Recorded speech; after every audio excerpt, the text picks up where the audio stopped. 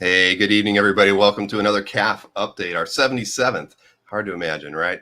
So I know there's a lot of stuff that you guys want to chat about tonight. It's been a rather eventful auction day. I know I was paying attention to the live auction. I'm sure many of you were watching that as well. It's like a sporting event, isn't it? I didn't get to see the first couple auctions, but I got to see the majority of them, and of course the amazing final price on that Mike Sec piece that we will talk about that. We will definitely talk about that later in the show. And I can tell you that I did talk with Albert and Mike today, and we've got a auction recap show that will be scheduled for next Monday at 9 p.m. So I hope everybody bookmarks that, sets it as a reminder, because I'm sure that's going to be a very interesting show totally for the hobby in general, just to talk about that one. I know this is Heritage's, their first major auction where they're also accepting cryptocurrency. That could have played a factor in some of the lots today. Who knows? At the end of the day, we'll all, of course, never know what prompted somebody to pay that much money for that piece. And I do know a few people who won some of the other lots today that are very pleased with the prices. So I think there were some good buys, and then there were some really, really crazy buys out there. But again, a very eventful day for the hobby. And also, we're going to talk about another piece that was added to CAF today that I think has demystified something that a lot of questions were out there, and I got a lot of misinformation on it as well. So that'll be something we'll talk about. I'm sure some of you know which piece, and I've got in my mind that we're going to talk about later today as well. But first, I've got a couple guests that we kind of lined this up today, and I wanted to bring them in. We're going to talk a little bit with Ken Carson and Tom Richmond about a special thing that they've got going on, and I want to get them both in here right now. Hey guys, how are you doing? Hey everybody. So welcome to the show. Yeah, this was a crazy day, but so you're coming in on a fun show. That's why we had talked about having you more in the middle of the show, and I said, you know what, let's do this early. And so Ken, I mean, yeah, I know I'm not showing the names here. I'm sorry. I should have everybody's. Here we go. Show display names. There we go. Sorry about that. So Ken, why don't you tell me a bit about, let's tell me a little about 4C first, and then let's talk about what you and Tom are going to be working on. Well, 4C Comics was born out of the pandemic last year. We just celebrated our 1-year anniversary.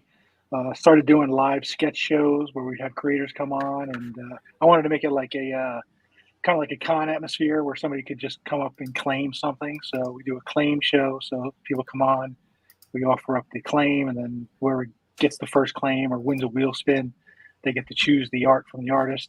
And then the artist draws it for them live. So we keep it to, quicker stuff, something around 20, 30 minutes generally, so we can get as many people through it as possible.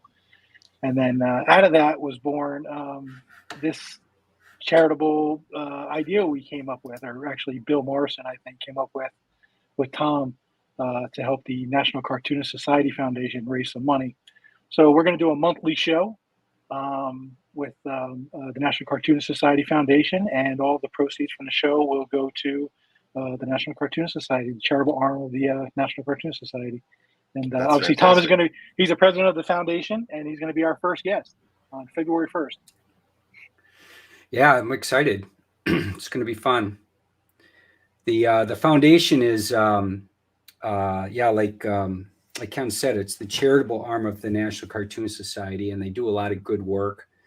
I have several programs that we're going to support, including the big one is the J. Kennedy Scholarship. That's an annual grant that we give to a outstanding college cartoonist. And back in the day, we used to also pay their way to the Reuben Awards and present them with the plaque and the award and everything right on the spot. But we haven't had a Reuben Awards in a couple of years now, like most people haven't been able to get together. But so that's one program. Another one is called Cartooning for Kids, and that is again something that is sort of on hold right now, and that we used to go around and have cartoonist groups go to children's hospitals and draw for patients and families, and stuff like that for them to entertain them. And we also give art supplies to the patients and the families there, and draw with them and just really have a good time. And we also raise money for those hospitals. Like we'll have auctions for St. Jude. We just had one last month that Bill Morrison oversaw that was really successful, raising money for St. Jude and other children's hospitals. And then the other thing we do a lot of is the Milk Gross Fund, which is for cartoonists that are experiencing financial hardships or, financial disasters or health issues or things like that. And we give them grants and help them financially. So it's a lot of worthwhile programs. And, we're hoping that we'll be able to raise a little money to help keep those things going and have some fun while we're doing it. So it's going to be a good time. Well, Ken definitely hosts a fun show. I can, I've seen many of them, and so I can guarantee that there will always be fun. And I'm really happy to be able to promote the shows as well for you, Ken. So, make sure you hit me up with the press releases when you've got a show coming up, and we can always do some kind of a preview here as well when you've got one, if you want, or anything special going on. And Tom, same. If there's anything I can ever do through Comic Art Fans or through this Comic Art Live channel, I'm happy to make sure that I raise awareness for these charitable things that you're doing. And I know Bill's, I've known Bill for a long time. I don't get to talk to him as often as I used to when back in the day when I owned Big Wow with a few people. But I know Bill's always been very active on that side of things, and he's just a great guy, and he's always contributing to those kinds of causes. So I think that's fantastic. I think, and Ken, I know you've worked with Bill on a few other side projects as well. So he's a great guy. Yeah, when I took over as president of the foundation back in October, the first thing I did was call Bill up and wrangle him in as my vice president. I was like, Bill, I got to get you on board, man. Yeah, oh no, I'm no dummy. I absolutely did that. Yeah, he's a terrific guy, and he's just full of great ideas. And he was my boss for a little while when he was editor of Mad Magazine. Oh wow! So he made me call him boss. I couldn't call him Bill anymore. He says, he makes me call him boss too. Yeah, that was fun working with them too. That was neat. But so we're looking forward to it, because I think we're going to be able to get artists that we would never be able to get otherwise through the foundation, and quite frankly, artists that maybe not a lot of people have heard of or haven't heard of in a long time, because the cartoonist is different than the comic book thing. But there's definitely going to be a lot of crossover. Sure. We're really looking forward to it. And I told Tom, I said, the most fun would be if you bring out multiple guys, because then they can riff off each other. So, we'll see how that works out. But we're really looking forward to it. And we've been wanting to do something charitable on 4C for a while now. And Bill knew that. So I think when the opportunity arose, he jumped at it for us, which I really appreciate. Thanks, Bill. Yeah. So our show is on February 1st, right? Tuesday, correct. February 1st. Yep. And I'll be the guinea pig. Maybe I'll rope in another mad artist to come along for the ride. Bill and I were saying that we were like, we could do theme nights, we could do a bongo night, we could do a mad night. Yeah, that'd be fun. Yeah, that'd be fun. But we're really looking forward hopefully going to do it the first week of every month. That's the idea. So is it always going to be on Tuesday? So first Tuesday of the month? We're going to try. Of course, we would always adjust to, if Tom says, hey, this guy can only do it on Friday this week, well, then we'll do it on Friday. But we'll try to keep it a Tuesday the best we can.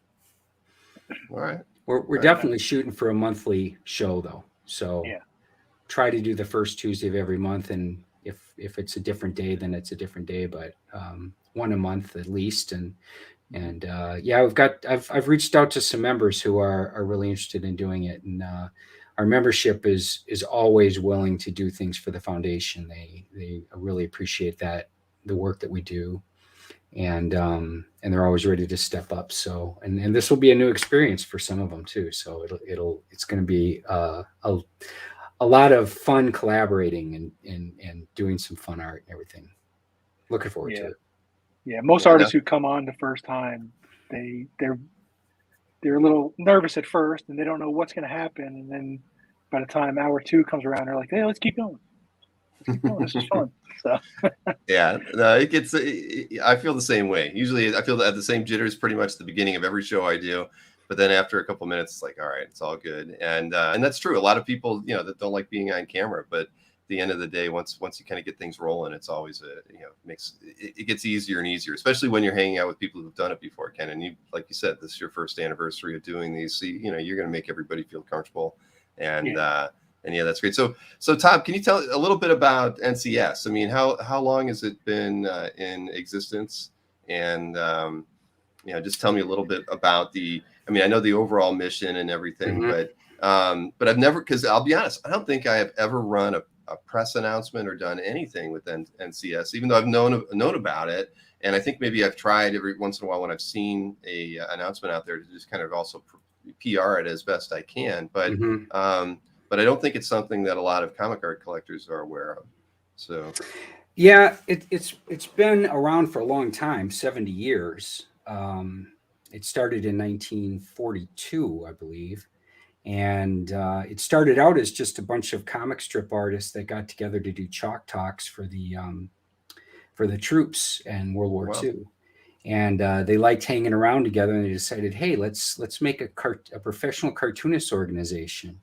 And we're talking people like Rube Goldberg and Milton Caniff and Al Cap, like the big names of strip cartoons back in the 40s. And it just sort of continued along. And for the longest time, it really was mostly comic strip artists, although there were editorial cartoonists and like sports cartoonists and stuff in it.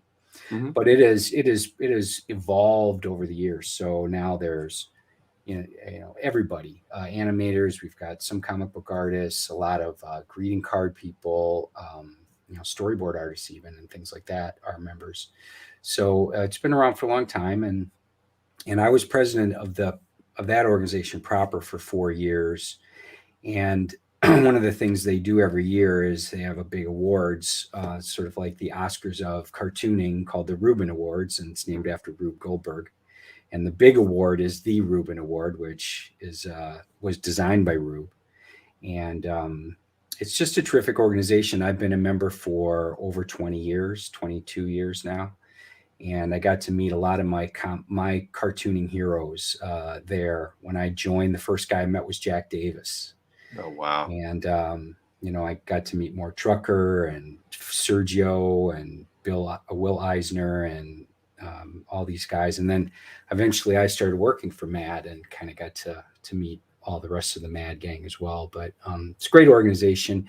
It's not a high profile one. Like they don't have a huge social media presence. And they don't go chasing after members. It's just sort of if you're a professional cartoonist, you're welcome to be a member. And it's just a great way to meet other cartoonists, network with other people who have been in the business either a long time or brand new. And I really enjoy being part of it.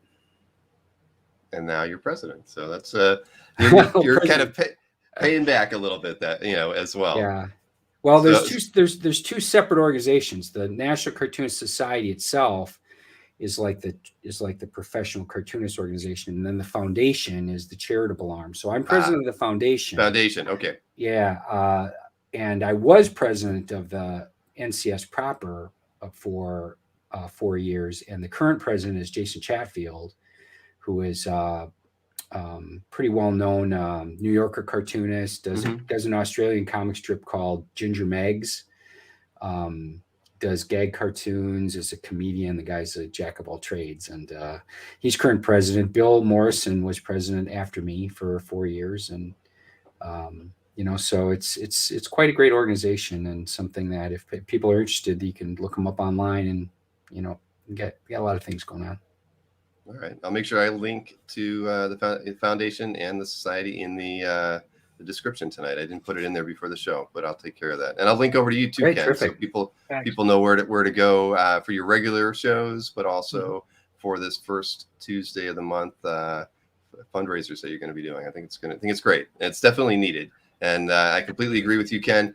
I've also always been looking for different ways to use this this medium, this opportunity that we have, being in front of collectors and fans of comics and comic art, to use our the time that we have in a charitable way. So I really commend you for wanting to do that, and I fully support.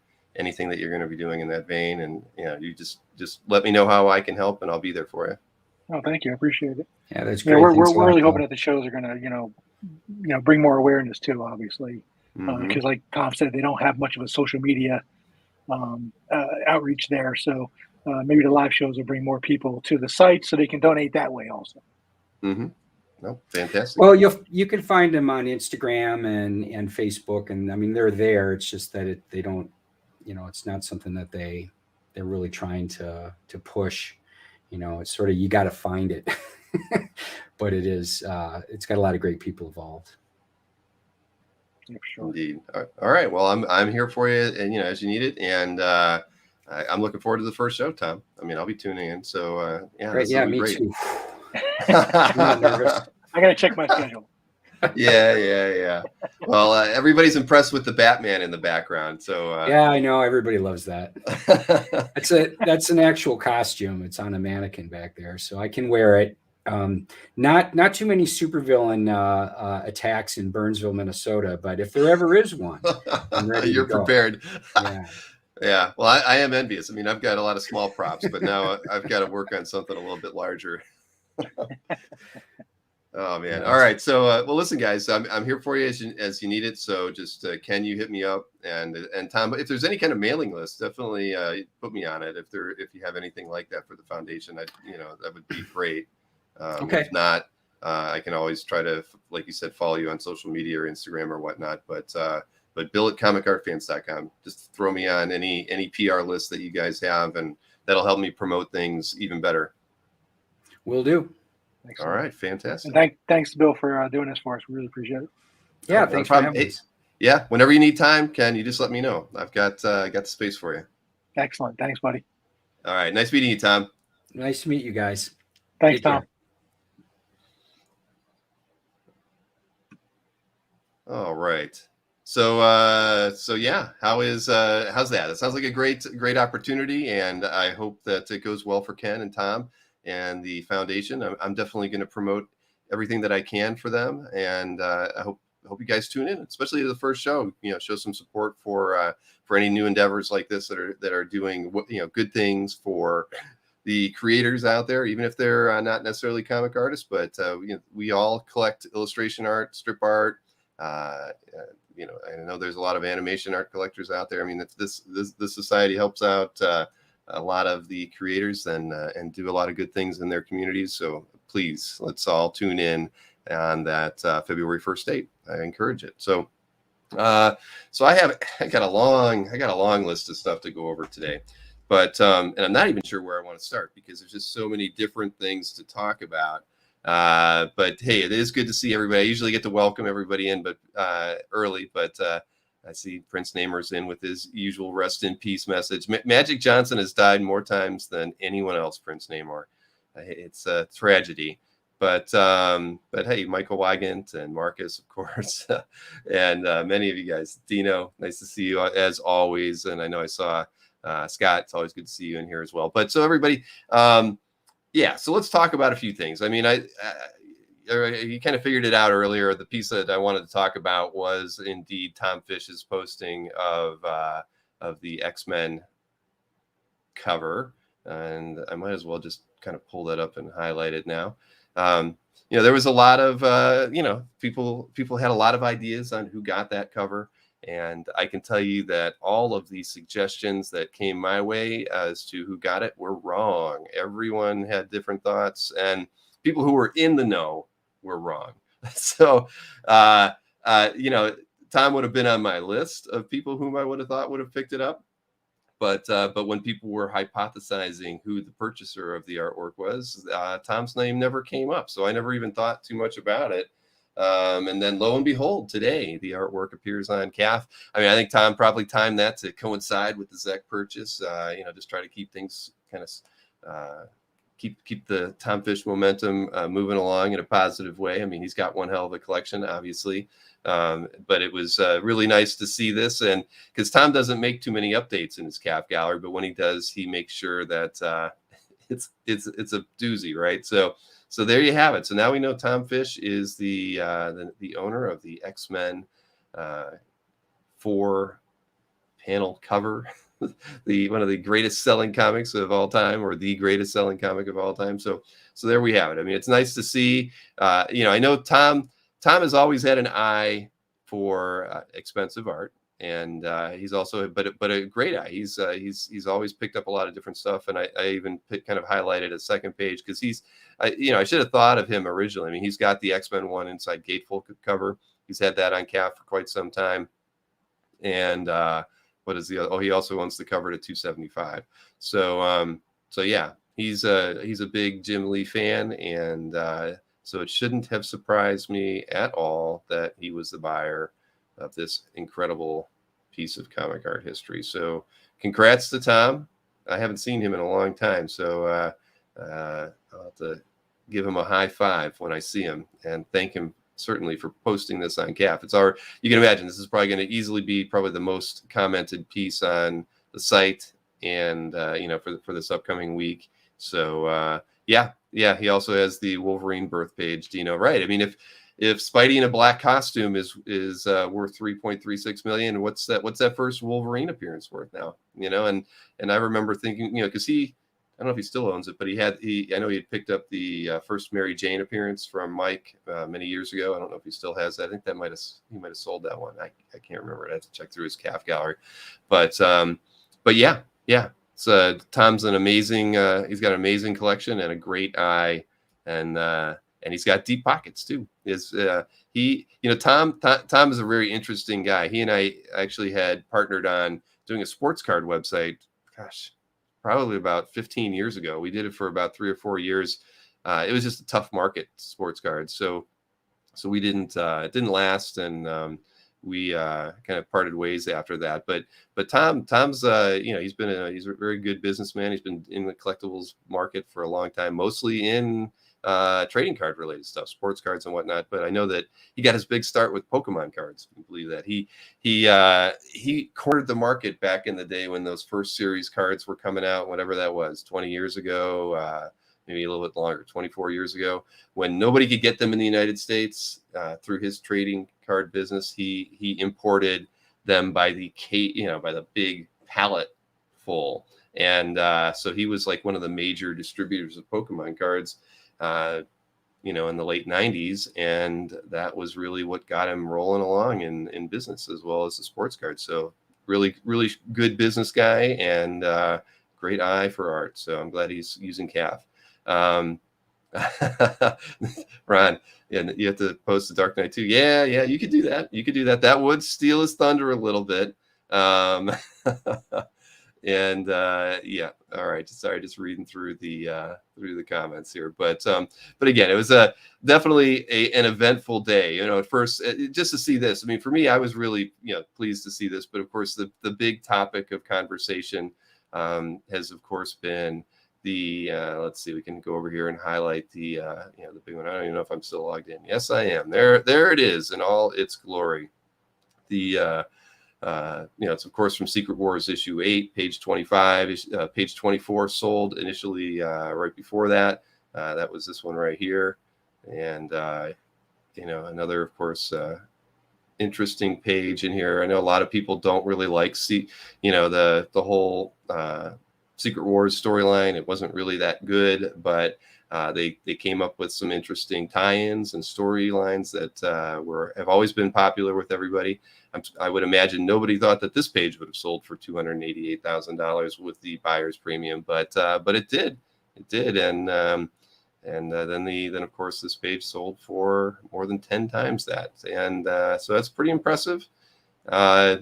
Like I mentioned at the beginning, I know this was the first signature auction where Heritage was also accepting cryptocurrency as a form of payment. I don't really know if that had played anything with regards to people kind of spending crazily on this piece. You knew going into it this was a heavily sought after piece just because of the black costume and whatnot, and being about a 2/3 splash. I mean, it's nice. There's a big thigh gap fish. There's a thigh gap. Can't miss that. But it's the most expensive thigh gap that you're going to see this year for sure. But again, this is as far as history goes, this is a pretty amazing piece of comics history. So I don't know. I mean, I was thinking, I'll be honest, I was chatting with Mike during this particular auction, and we first started chatting when it had just passed $1 million, and we started speculating where we thought it was going to end, and we both really felt it was going to stop at 2. That was, I didn't feel it was going to go any higher than that, and neither did he. But that was what he thought it was going to be going into it. He had told me that a couple of days ago, and so I didn't believe him. But so it was very nice to see where it finally ended up. I mean, you could tell that the auctioneer didn't want to end it, because there was definitely some competitive bidding going on throughout the entire series of bids for this particular lot. So yeah.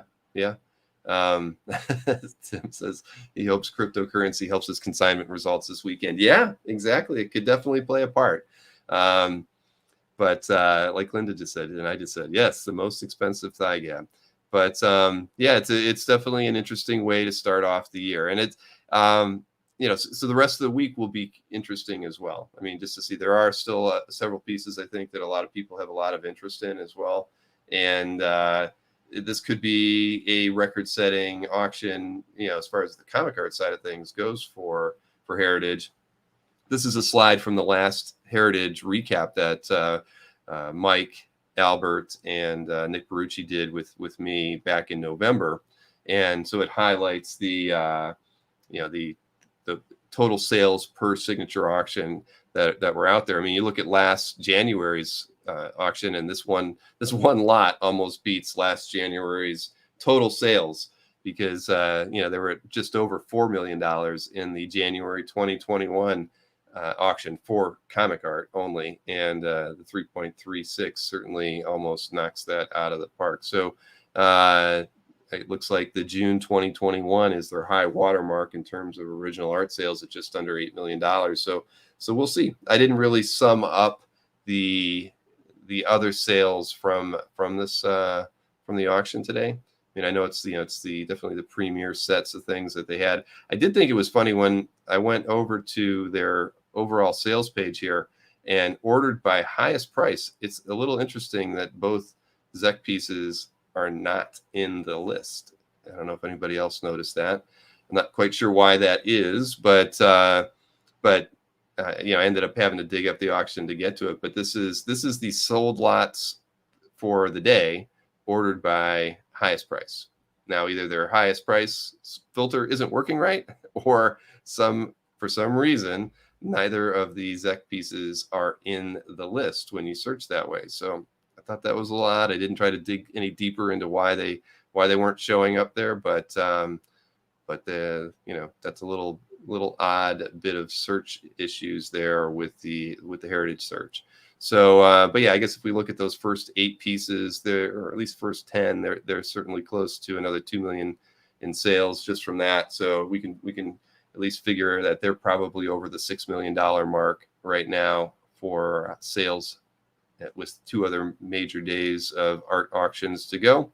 So reaching another 2 million in sales probably is within their reach to set another record. So there you have that. So a interesting day, and I know it's going to be a really interesting chat that we have on Monday with Albert, Mike, and hopefully Nick. I haven't got confirmation from Nick. I should let everybody know that Nick is still taking another day off. He's going to have Friday off as well, and not do his art sale show because he's still kind of recovering, doesn't want to go into the office. So he's going to take another Friday off. So he has, at least as far as at the start of the show, he hadn't gotten back to me to see if he can be in on the Monday show or not. But we'll see. I hope that he'll be up for it and he can attend, because he's always a welcome addition to that show. Yeah, I know the Action 1 isn't in there either. I'm not quite sure what the deal is with this. So, I mean, you can see, if I refresh it, it doesn't change anything. It keeps the same set of 112 sold items. And it doesn't make a whole lot of sense. Makes me wonder. But, I was going to email Jim Halperin tomorrow about something. Maybe I'll ask him if he knows why that is. So, so outside of that, I'll be really curious to see how the rest of the Heritage auction goes this weekend. And I'm sure many of you will be watching those as well. Yeah. Sorry, just reading through some of the other side comments here. All hell fish, yes. And just so you guys know, I mean, I know this. I'm pretty sure this is public knowledge. I mean, Fish owns the interiors to X-Men #1, so it all just makes sense that Fish now owns the covers to X-Men #1 as well, just because he does own all the interiors. Those interiors are not on CAF, by the way, but I know that. I think everybody knows that he owns that too. So there you have it. So now he's got the complete X-Men #1. Pretty amazing. But yeah, so it's definitely an interesting time for us in this hobby.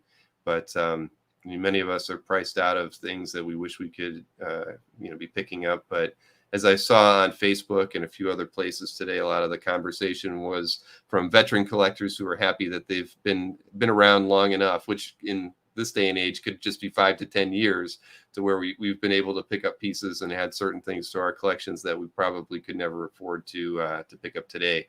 So it makes your collections a little bit more special, right? I mean, most of the things in it are literally irreplaceable. Unless you're somebody with incredibly deep pockets. So, I mean, that's certainly how I feel. And I have to imagine most of you probably feel the same way now that we've seen the sales go the way they've been going. So, yeah. Again, I'm just reading through a few other things here, but Khalil, you got that right, man. 5 years might as well be 50. That's what it feels like. It really does. I mean, I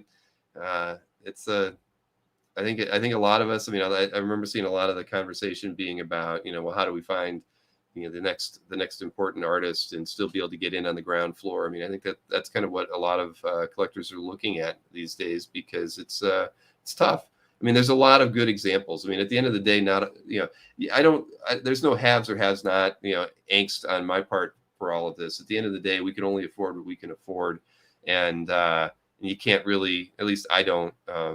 I'm not upset about the fact that the prices are where they are. There's still great interior pages that go unsold, that maybe don't have the splashiest pieces, characters on them, or maybe your favorite inker wasn't inking Sal Buscema on a cat page or something like that. But there's still plenty of great art out there at really affordable prices. And while these kinds of things are going to continue to get the really, really big headlines as far as the sale prices and whatnot, I think that our hobby is still in a fair place where we can still own great representative examples from the creators that we love, and be happy for that. So, I mean, I still have several. I actually don't and have never owned a piece of Sal Buscema art, and while I know that I'm probably not going to own something maybe from his Cap run, which I'd like, or I don't know, maybe something from Defenders. But at the end of the day, I know that I will eventually get a good example of his work. So that's the way some of us have to look at the hobby, and just keep our heads up and not feel down about the sales and the way things are going. It's going to be a record-setting year in many ways, I have a feeling. I mean, the Comic Link auction, their last feature auction, was pretty crazy. And again, it's these are sporting events now, and we just if you can be a player, that's cool, and if you're just a viewer, that's going to be a part of it. All right, Chrono Chaser. It's true though, man. I mean, it's definitely the way we got to look at it, because that's how I'm going to look at it. I mean, I'm going to continue to look for the best pieces I can get at the prices I can afford, and that's all we can do. So there's that. But again, big congrats to Fish on his pickup there of the X-Men 1 cover. I just wanted to show that off again, because I'm so impressed by it. Everybody knows I'm a huge X-Men fan, and I don't think I've never been a big Jim Lee art collector, but this cover, of course, is super duper special. And again, I'm just glad it's on CAF, because from all the suggestions and things out there about who might have bought it, I was expecting it to not end up on CAF, to be honest with you. So I'm super thrilled that it's ended up here, and I know it's going to get a lot of attention this next week. So huge thank you to Tom for doing that. And maybe I could get Tom to come on the show sometime. He probably wouldn't do it, but I could ask. I could try. he would be he'd be an interesting guy to hang out with for a couple hours and talk about original comic art. So there you have that. Very but again, I'd like to talk more about it. But as you know, with the show coming up on Monday, I'm going to save a lot of that for Albert and Mike. I know that they're gonna be all over talking about what they might have won during this show, which I know that at least I know Mike picked up a piece today, and but let him talk about that on Monday. But yeah, definitely tune into the Monday signature auction recap. It's going to be a big show. So a couple other things. I tried to get the schedule set up for most of next week. Now, the one thing that I have not been able to get plugged into YouTube yet is the Perez virtual thank you card, because YouTube doesn't let you kind of create a show that is a recording where you can upload it and then replace it, because it's not going to be a live show. I'm not going to be doing a live intro to it. We're going to do it as a premiere because it's a recorded show. And I wish I could get it up there now so people could put it in the reminders. But the problem is that if I were to create it, it's just not done. I'm going to finish it tomorrow. Ashton and I are working through getting in the last little bits and pieces that we wanted to include with it. So as soon as the video is done and I upload that, then you'll be able to put it into your your reminder list, because it will debut. There will be a premiere for the Perez show on Tuesday at 9 p.m. Eastern. Right now, it's probably shaping up to be about an hour. It might be a hair over that, because we did have right around 100 submissions, and most were at 30 seconds. A couple were at 45, so we might have trimmed a couple of them, but by and large, most of the thank you clips that we got as part of that virtual thank you card to George were around that 30-second mark. So it's going to be a really touching tribute. I think a lot of great things were said.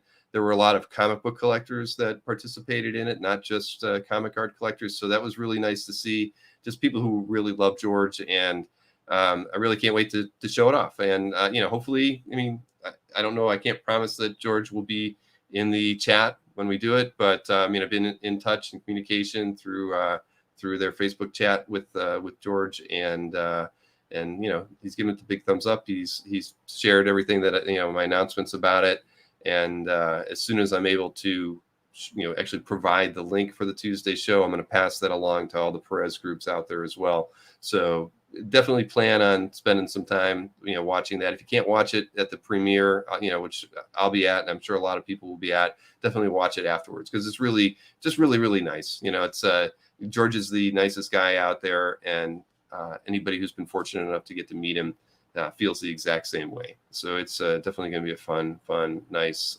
piece for George, and something that I wish I had more time to do videos like that. And I feel really honored that so many people wanted to participate in it. There were so many other people that didn't want to be on camera that were trying to find ways to send copy along or messages, and I kind of just steered them over to George's Facebook group rather than trying to do something within the virtual thank you card. I'd suggested maybe we could read them for them, but then we kind of backed out on that as we were trying to figure out how would we do that. So lots of people wanted to contribute that didn't want to be on video. So but look forward to showing that on next Tuesday. So Brett, I don't have a giveaway tonight. I can tell you, I might as well show you. Here is the upcoming Dueling dealer schedule, or sales kind of thing.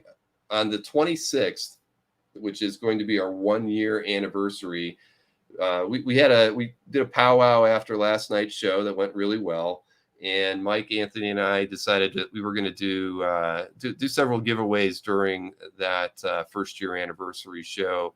It'll be tied to purchases as well, but I think what we've come up with is we're going to have about 18 different things to give away during that night as part of sales. So kind of like BOGOs for 50% of the artworks that will be available that night. We're going to keep it fun and fresh, like we always do. There'll be some good art. I think last night was one of our better lower end shows in a long time. I was really pleased with how that went. So look forward to the 26th where we'll do that. I can tell you that probably next week I'll do some more shirt giveaways I'm just busy with a few other things at the moment, and I didn't have time to set that up today. But as you can see, we'll have a regular price show on the 19th and the 26th. Now, new here to everybody is I do have a special show on Saturday afternoon. I didn't write that down there, but it is actually at 2 p.m. on Saturday afternoon on the 29th. Howard Chaikin and I will be doing a chat and an art sale in the same vein as a lot of the other shows that we've done with Neil Adams or Gerhard, those sorts of things.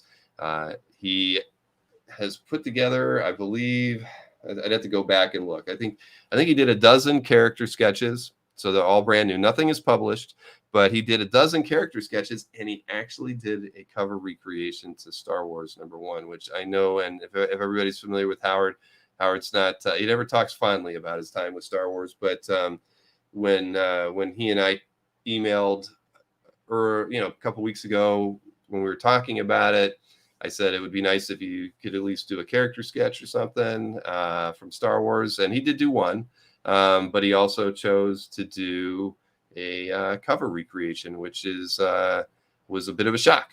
So he, because that was something that I didn't expect to see at all. Ted Latner's, yes, Chaikin is very entertaining, but you'll probably need to bleep him during the interview. Unfortunately, it'll be live, so we won't be able to bleep Howard. I have never talked with him in person or through a live stream before, but I've seen many of his interviews, and I can tell you that I know I'm prepared for Chaikin, but he's got so many great stories, and he was around at a time in the hobby in the early to mid 70s, so he got to interact with a lot of cool people, and so I'm not sure which way the conversation is going to go, because we always start off with an interview, but I'm sure it's going to be fun. And as far as the price ranges go, on the character sketches that he's done, I believe they will be in the $400 to $600 range. So, pretty affordable.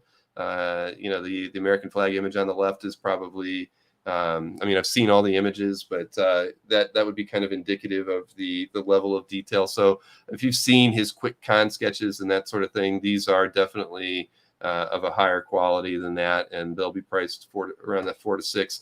I can tell you that we have not worked out the price on the cover recreation. It's the only bigger piece he did. I know the cover recreation was on 11 by 17 board, and the character sketches that he did are on 8.5 by 14, something like that. So, so there's at least 6 American flag images that he did, and a couple X character pieces he did, and 1 Star Wars character sketch. And he will be doing 1 commission. I should tell you that too. It'll probably be a $600 commission. So the high end of what you see on the left there with the American flag image, but it'll be that similar quality, and you'll be able to pick your characters. So that'll be something else that will be offered during that sales event. So it should be fun. I know it's going to be fun with Howard. So either way, it's going to be a good show. And again, it'll be Saturday, the 29th at 2 p.m. Eastern, and it will be handled, pretty much the same way I've done. Well, I can't say it's the same way. It's handled in the same way that we've done a few of the shows, where you'll be emailing in your claim. So first one with the email in when the lot goes up will be the one to get it. It won't be claimed in the chat.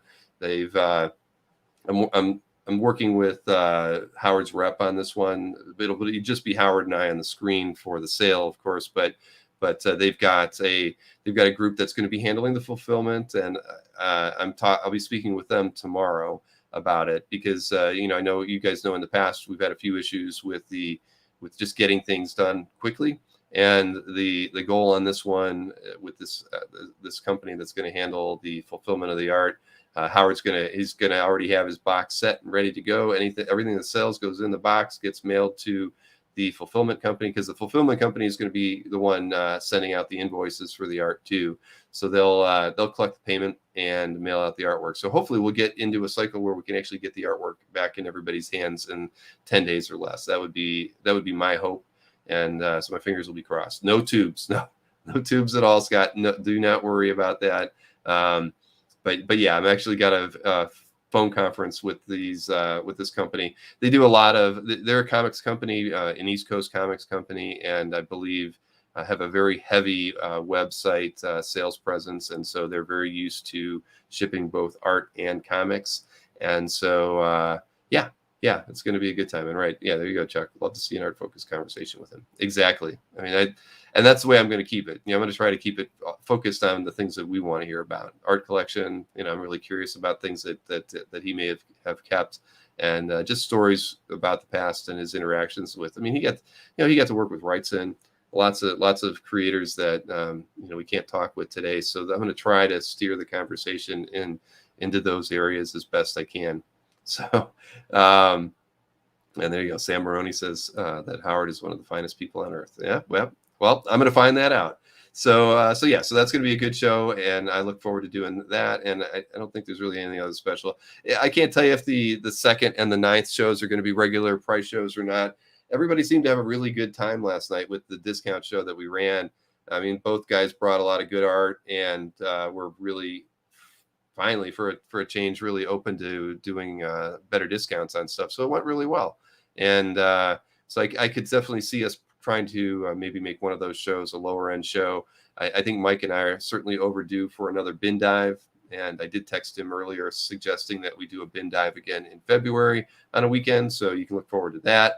I was contacted recently by a collector who wants to do another amateur show or pro-am show. And we're looking at Mondays in February to make that happen. So and that was interesting, kind of out of the blue. I hadn't heard that from this particular collector before. So that's something to look forward to. I don't know. I know that we can't do it on the 7th because that is a Comic Link closing auction night for a focused auction. Then the 14th, of course, is Valentine's Day. I don't know if that's a good night. So we might be looking at the 21st is when we can finally get that show in. And I did email with the collector and kind of pitch the 21st as the date for that. So yeah, we'll see. Yeah, the 3.36 million or less show. Yeah, maybe. Yeah, I think we can accommodate that. I don't know about a $200 or less show. That would be that might be a little too hard. I don't think well, yes, we know there are $200 or less artworks out there still. And yep, the Well of Souls, that is on the to-do list. I can tell you that after the show last night, we were talking, and because we had a bunch of ideas for the next themed show, but nobody had really written a script, even though Anthony had talked about saying, I'm going to write the next script because I want more screen time on the theme show. He felt the Superman part that he got didn't give him a lot of. But did he even have a talking? No, he didn't say anything in that whole thing, did he? Or maybe he did. Maybe he had one line. I don't know. Anyway, Anthony wanted to he was like, I'm going to write whatever we do next. And so I gave him about 4 different ideas, and he hasn't really written anything yet. So after the show, we were talking, and Maureen and I were talking about what maybe we should do. And I think we've all kind of settled on the fact that we're going to probably do another Billigan's Island episode, because we know everybody likes Bald Billigan, and I have agreed that if we do that, I'll do the Bald Billigan thing for everybody and make everyone happy. So we're working on a script right now, but I do believe that the next theme show for Dueling Dealers will be a Billigan's Island episode. So we'll just have to work Anthony in a bit more. Yeah, I know, Dino. I know. That's why I did actually suggest that I would love to actually do the show on Valentine's Day, because I think that would make for some really, really funny memes. So so I did throw that out there. I said, while we might miss a few collectors on that evening, I know that the themes that we could do in the memes would be top notch. So we'll see. It may or may not happen on that day, but if we could, we will do it. Yeah, all romance art. Yeah, but none of it'll sell live. But Anthony, he'll have all 19 pieces will be lined up, won't they? T. Gleason, Bald Billigan is my spirit animal. That's just it. Everybody loves it. Escape from Billigan's Island, that could be a good one. Billigan's Jurassic Island might be a good one. Yeah, with Florida location shots. Thank you, Chris. Yes, exactly. Um, uh, no, sorry, no Anthony Burlesque show that can't be worked into it. Not at all. Billigan with a dolphin. All right. Well, we're gonna work it out. We're gonna work on the script. But yeah, and yeah, no, I'd buy a Kirby Romance too, Brett. That's a good point. And a romance themed cake. All right. Yeah, no, I get it. All right. So, but that's where we're leaning. And definitely, Mike was all on board because he's like, everybody wants Paul Billigan. You got to do it again. So, so that's that's the plan. And the script will be a secret, I'm sure. But so expect something like that, maybe late February to early March. We'll try to get that. Get something together and give Anthony a lot more lines. He can be his Thurston Howell. Heck, maybe we can even give him a dual role, and he could be I don't know. We can come up with a villain, I guess, for him, or he could be the professor, right? A tall professor, but he could be the professor. Billigan's Gator Island. That he seduces. Yeah. Billigan versus Lost. There are a lot of things that we can do. On this, yes. Billigan, the Harlem Globetrotters. That would be an interesting take on things. So let's see. And yeah, I agree with that. One Night Sold, the Kirby cover, the Conan cover that sold was awesome. Completely agree. Yeah, right. Billigan stripped the ball down. All right, we will work it out. I have a few ideas on at least the theme for the show, and we'll figure it out. So there you have that. So I think that's all of the sales things that I can talk about. Now I do have a few other conversations in the works with a few other artists, and but we haven't really gotten to the point where we're going to start planning any type of dates or anything yet. So, but they're out there. They're in the works. I've got a few other things going on. For me, it's more just time. I've got to get back to them and throw them some dates and see what they're willing to bring. And I do know that we will be doing another Hannigan show. I hope that everybody who picked up purchased art got their art and arrived fine. And I haven't really, since I haven't been paying a ton of attention on CAF of late to see all the artwork that's been getting added. But I do hope that if you did order anything, you could, from that it'll appear on CAF. A Watchmen show would be funny. Could I interview Zach? I wouldn't say it's not impossible. I can I can ask. I can certainly ask. I mean, I have a few inroads there, so sure. Everybody knows I want to do more creator interviews this year. So if I could get Zach on, that would be something worthwhile. Can I work Albert into a Billigan show? Albert doesn't like recording anything. If it wasn't for Marcus, I wouldn't have had memes for Albert's show at all. Savage Land Billigan sounds good though. All right. Lots of ideas. I should have been taking notes on all this, but let's see. So I should be crossing things off my list here. So we've talked about the Zach. We've talked about Mr. Fish's awesome X-Men cover. I did want to shoot a thank you out to JC Padilla because he sent me this. He said he had a project where he was doing 8-bit art, and he sent me these two as experiments because he was doing some character stuff. And I don't know how I'm going to use these, but I thought they were pretty dang awesome. And JC is a fantastic designer. I've seen some of his professional work, and as far as web work and a few other things that he's done. So he is a great talent. And thank you, JC. I'm not sure how I'm going to use these. Maybe these could be put in as some of the emojis in our chat for the premium or for the paid members here on the YouTube channel. So I might be able to use it for that, or I guarantee you I will come up with a use for them. So I appreciate it a ton. That's the gift I get to open up in front of you today, because I don't have any art or anything like that to show off today. But JC did a great job on those, and so again, nice to have those. Let's see. Next up, of course, I should actually get this screen. Do I have it over here? Yes, I do. Here, let me pull this back up on the screen here. Best of. Haven't talked about that yet, and we're 55 minutes into the show already.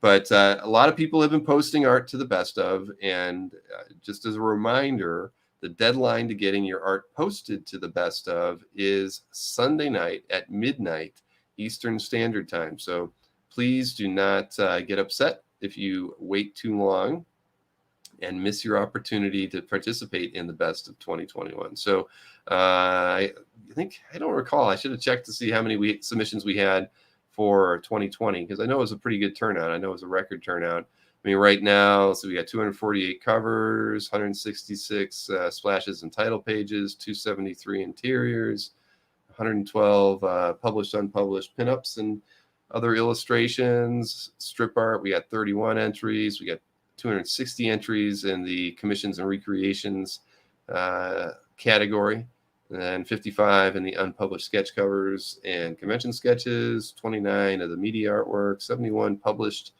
non-comic related pinups and illustrations, and then we've got 44 entries in the other category. So I didn't try adding all those up, but it sounds like we got about 850 or so entries so far. I think we might have hit around 2,000 total entries in the last best of. So don't wait too long. Definitely get your entries in before midnight on Sunday.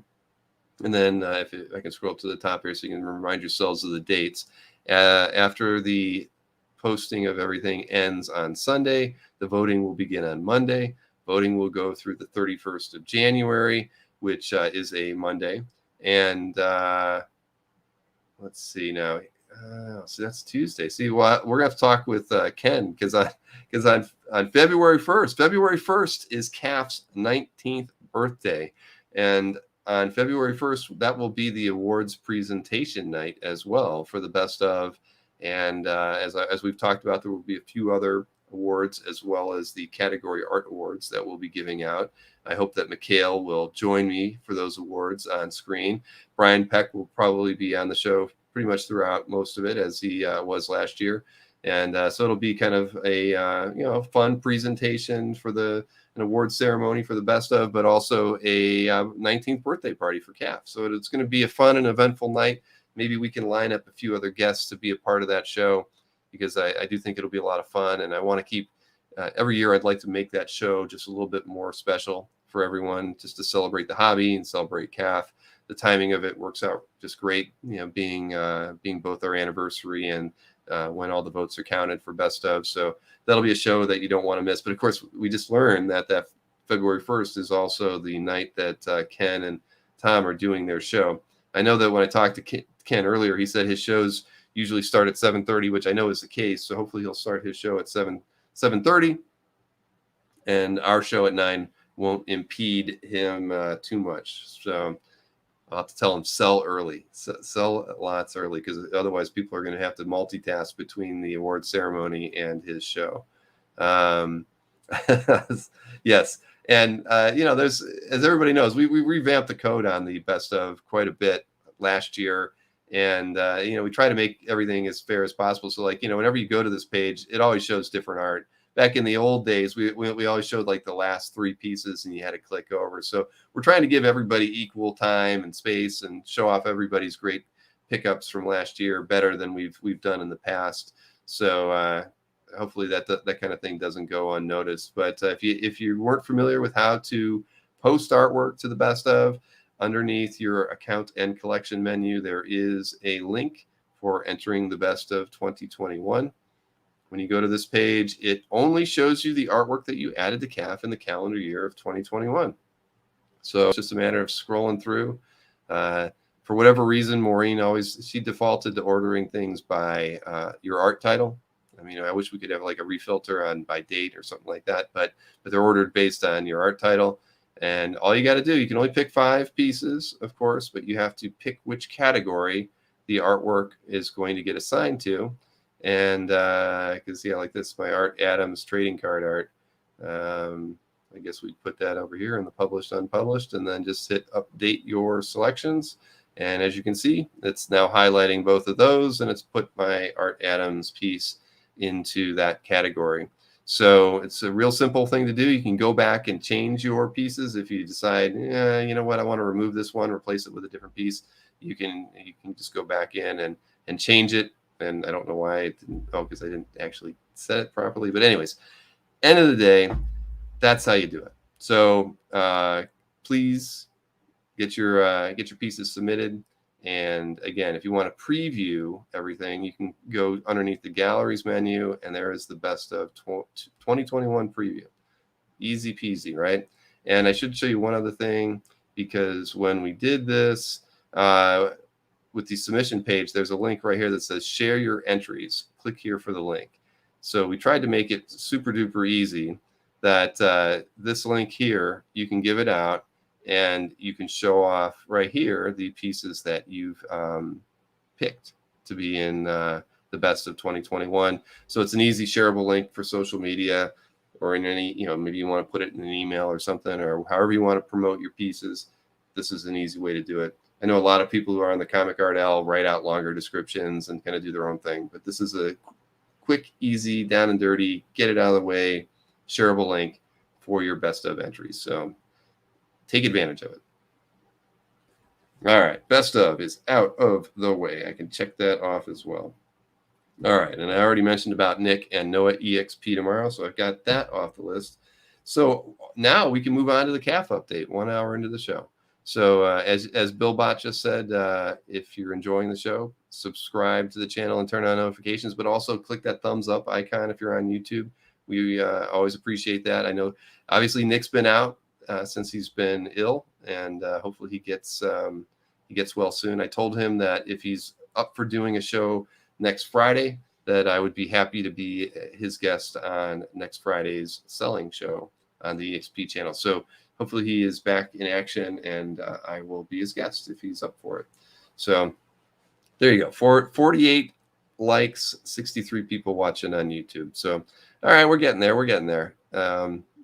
Could use a little more cheerleading, I guess, right? I mean, that's why we need Nick. But all right, everybody, let's get on to the CAF update. And this time around, I actually did have Ashton go ahead and make video clips for the dealer and the auction, so I don't have to like tab through stuff anymore, which is nice.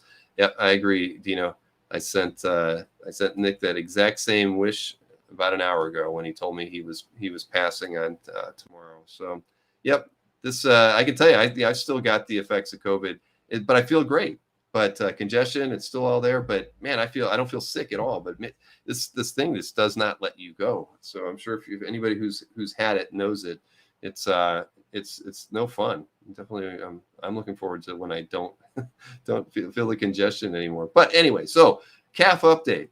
This is going to be for the period of January 3rd through the 9th. And it was a down week for sales for both dealers and the auction houses. It was, let's see, for dealers for this period, it was 224,000, and the prior period was 271. So they lost about $50,000. And I know that with the auctions, it was even a little worse. I think it was 226,000 in sales compared to just over $300,000 in sales. So a down week in general for both. With regards to the dealers, Ramita Man was the number one seller. He had 19 sales for just over $47,000 in sales. Felix was next, 54 sales, $47,000. Anthony up next with 70 sales, volume with Mr. Snyder as always, $32,000 in sales for him. Albert had 16 sales, $31,000. Glenn 4 sales, $21,000, and Scott Eaterart makes the over $10,000 list with 2 sales totaling $16,500. And I can throw my link in here because I didn't put it in the description yet, but that's the link to check out all the art that we feature here on tonight's CAF update. So let me show you the top 6 selling artworks by dealers. First up, again, total sales for dealers this week, 224,350. Smackers. And first up is this Tales of Suspense number 60, page 1 splash. This was sold by Mike Berkey, Ramita Man original art, by Dick Ayers and Don Heck, and the asking price on that one was $27,000. Next up was this Nick Klein. I believe this was a complete issue sale, right, for $20,000. This was from Thor issue 20, sold by Felix Comic Art. Albert was the seller on this one. The asking price was $15,000 on this Batman Tim Sale piece, and that's a beauty. A really, really nice one. If I were to own a Tim Sale piece, I'd like to own that one. Next up, this is again sold by Felix, another complete issue. This is the, let's see, what was it? Magic Order 2, issue number 3, Stuart Immonen. Total price on that one was $13,500. This is the Scott Eater piece, sold for $10,000. It's a jam sketch by Robert Crumb and S. Clay Wilson. I believe Scott sold one of those about a month ago as well for around the same. And finally, this piece that I know Anthony's had for a while. This is the Frank Cho Superman of Metropolis #1 variant cover that had Wonder Woman on it, and his asking price was $8,500 on it. So those were the 6 top sales of the week from the original art dealers that we monitor over on CAF. So next up is the top 6 auction results, and again, not a big week. eBay actually, of the $226,000 in sales, eBay had $141,000 in sales. So pretty that's typical for eBay. We tracked just under 900 sales, making up that amount, and let's see, 18 of those sales were over $1,000. So the first piece is an interesting one. We can talk about it after the little video clip plays. But Heritage, they're the ones who had the down week on their weekly auctions. They only sold 149 pieces from their Wednesday auction, totaling $84,000. But of that, of course, 28 pieces exceeded $1,000. So they make up for it in quality, but their quantity was down, and of course their overall sales were down as part of this. So let me show you the top 6 items from them. Well, not top 6, top 3 from eBay, top 3 from Heritage. So first up is this rather odd and interesting piece by an artist named John Crash Matos. He is a graffiti artist, and this piece was actually done like 25 years ago. Sold for $13,500 on eBay. So that was the top selling item in the comic art category on eBay. Next up was this Will Elder Weird Fantasy number 20 splash, sold for $8,500. A very bad scan, as you can see, unfortunately, for a nice page like that. And this was at a make offer, which I wasn't able to backtrack on. This was Tom Rainey Thor 49 DPS that was originally listed at $3,299, but was taken at a make offer. So the #1 Heritage item for the week was this Mark Bright Romeo Tangal Quantum and Woody 21 pages to issue 23, sold for $3,600. Next up is this Jose Gonzalez Vampirella piece, sold for $3,360. Kind of makes that piece Anthony sold last night for $500. Looked like a bargain. And last but not least is this awesome Kurt Swan Murphy Anderson Superman 243 page. It sold for $2,880 on Heritage. So yeah, I don't have a detailed image of the or a description of that weird Hulk piece, but yeah, I did actually look and check out. I kind of looked up the artist just to see if I could see if it was legit, because a lot of times when I see something like that in the top 3 on eBay, I'll typically strip it out and not show it. But so I read a little bit about him. He's a legit. This was from some gallery show that he had in LA, I think in '98. Excuse me. And actually it says 91. So it's old. And but yeah, $13,500. So somebody is a big collector of Mr. Matos's art, and it's sold. And let's see right here. Yeah, so I did a little lookup on him, but world-renowned artist. Well, sorry, I'm gonna need a drink of water. It's a good thing Chris Nork is coming on, because he can spell me on talking right now, because I'm running out of gas. At any rate, $13,500 for for basically a panel kind of rip-off image, right? So I mean, it just is what it is. That's the state of the art out there. There's probably a collector who is interested in his work. So let's see. There'll be more made up. Yep, that's probably true. All right. So let me bring in the other art chooser. Hey, Chris, how are you doing? I'm good, man. How are you? I'm a little choked up at the moment, so I need to get a drink of water. About your space, because it looks so nice. Yeah, there's some room over here, and there's room here, and there's a ton of room there. So I I curated some things when I made the move, and I had some things that I didn't like the frames anymore. So I took a bunch Mhm. of stuff out of frames and put it back in folders or in portfolios, and I'll have it reframed. So, but yeah, there's a John Cassidy up there that's actually not in my CAF. Next to that is a Dan Brereton, Leon the Professional sketch that he did. Oh, cool. That's not in my CAF. I'm not sure if that Jeff Darrow Nixon in the back is in my CAF, but yeah, there's a few things that kind of I had framed before I got on CAF, so I didn't bother to like take photos or whatever and to put them up on CAF. So Well, we get to see the art with you on the walls every week now. that's So something. Yeah, yeah, exactly. Well, I think maybe I'll rotate as we go week by week, and so there's art here and there's art here and there's art here. so now this is the same room that used to be brown, right? I mean, It was like brick red. Yeah. brick red. Okay. Yep. I know Well, I think everybody loves bricks. yes, we do. But I'll tell you, the art looks better on the gray walls. It for sure. It absolutely does. And there's some new LED lighting in the ceiling, which puts a great shine on my head too for this broadcast. Hey, you got to have a good makeup expert at the house. You can. Oh, I'll have my wife like anti-shine me before I come on. She'll get a big kick out of that. Yeah, that would be great. Take some pictures while you're doing it too, and send them to me. I won't. I promise not to share them. Not happening.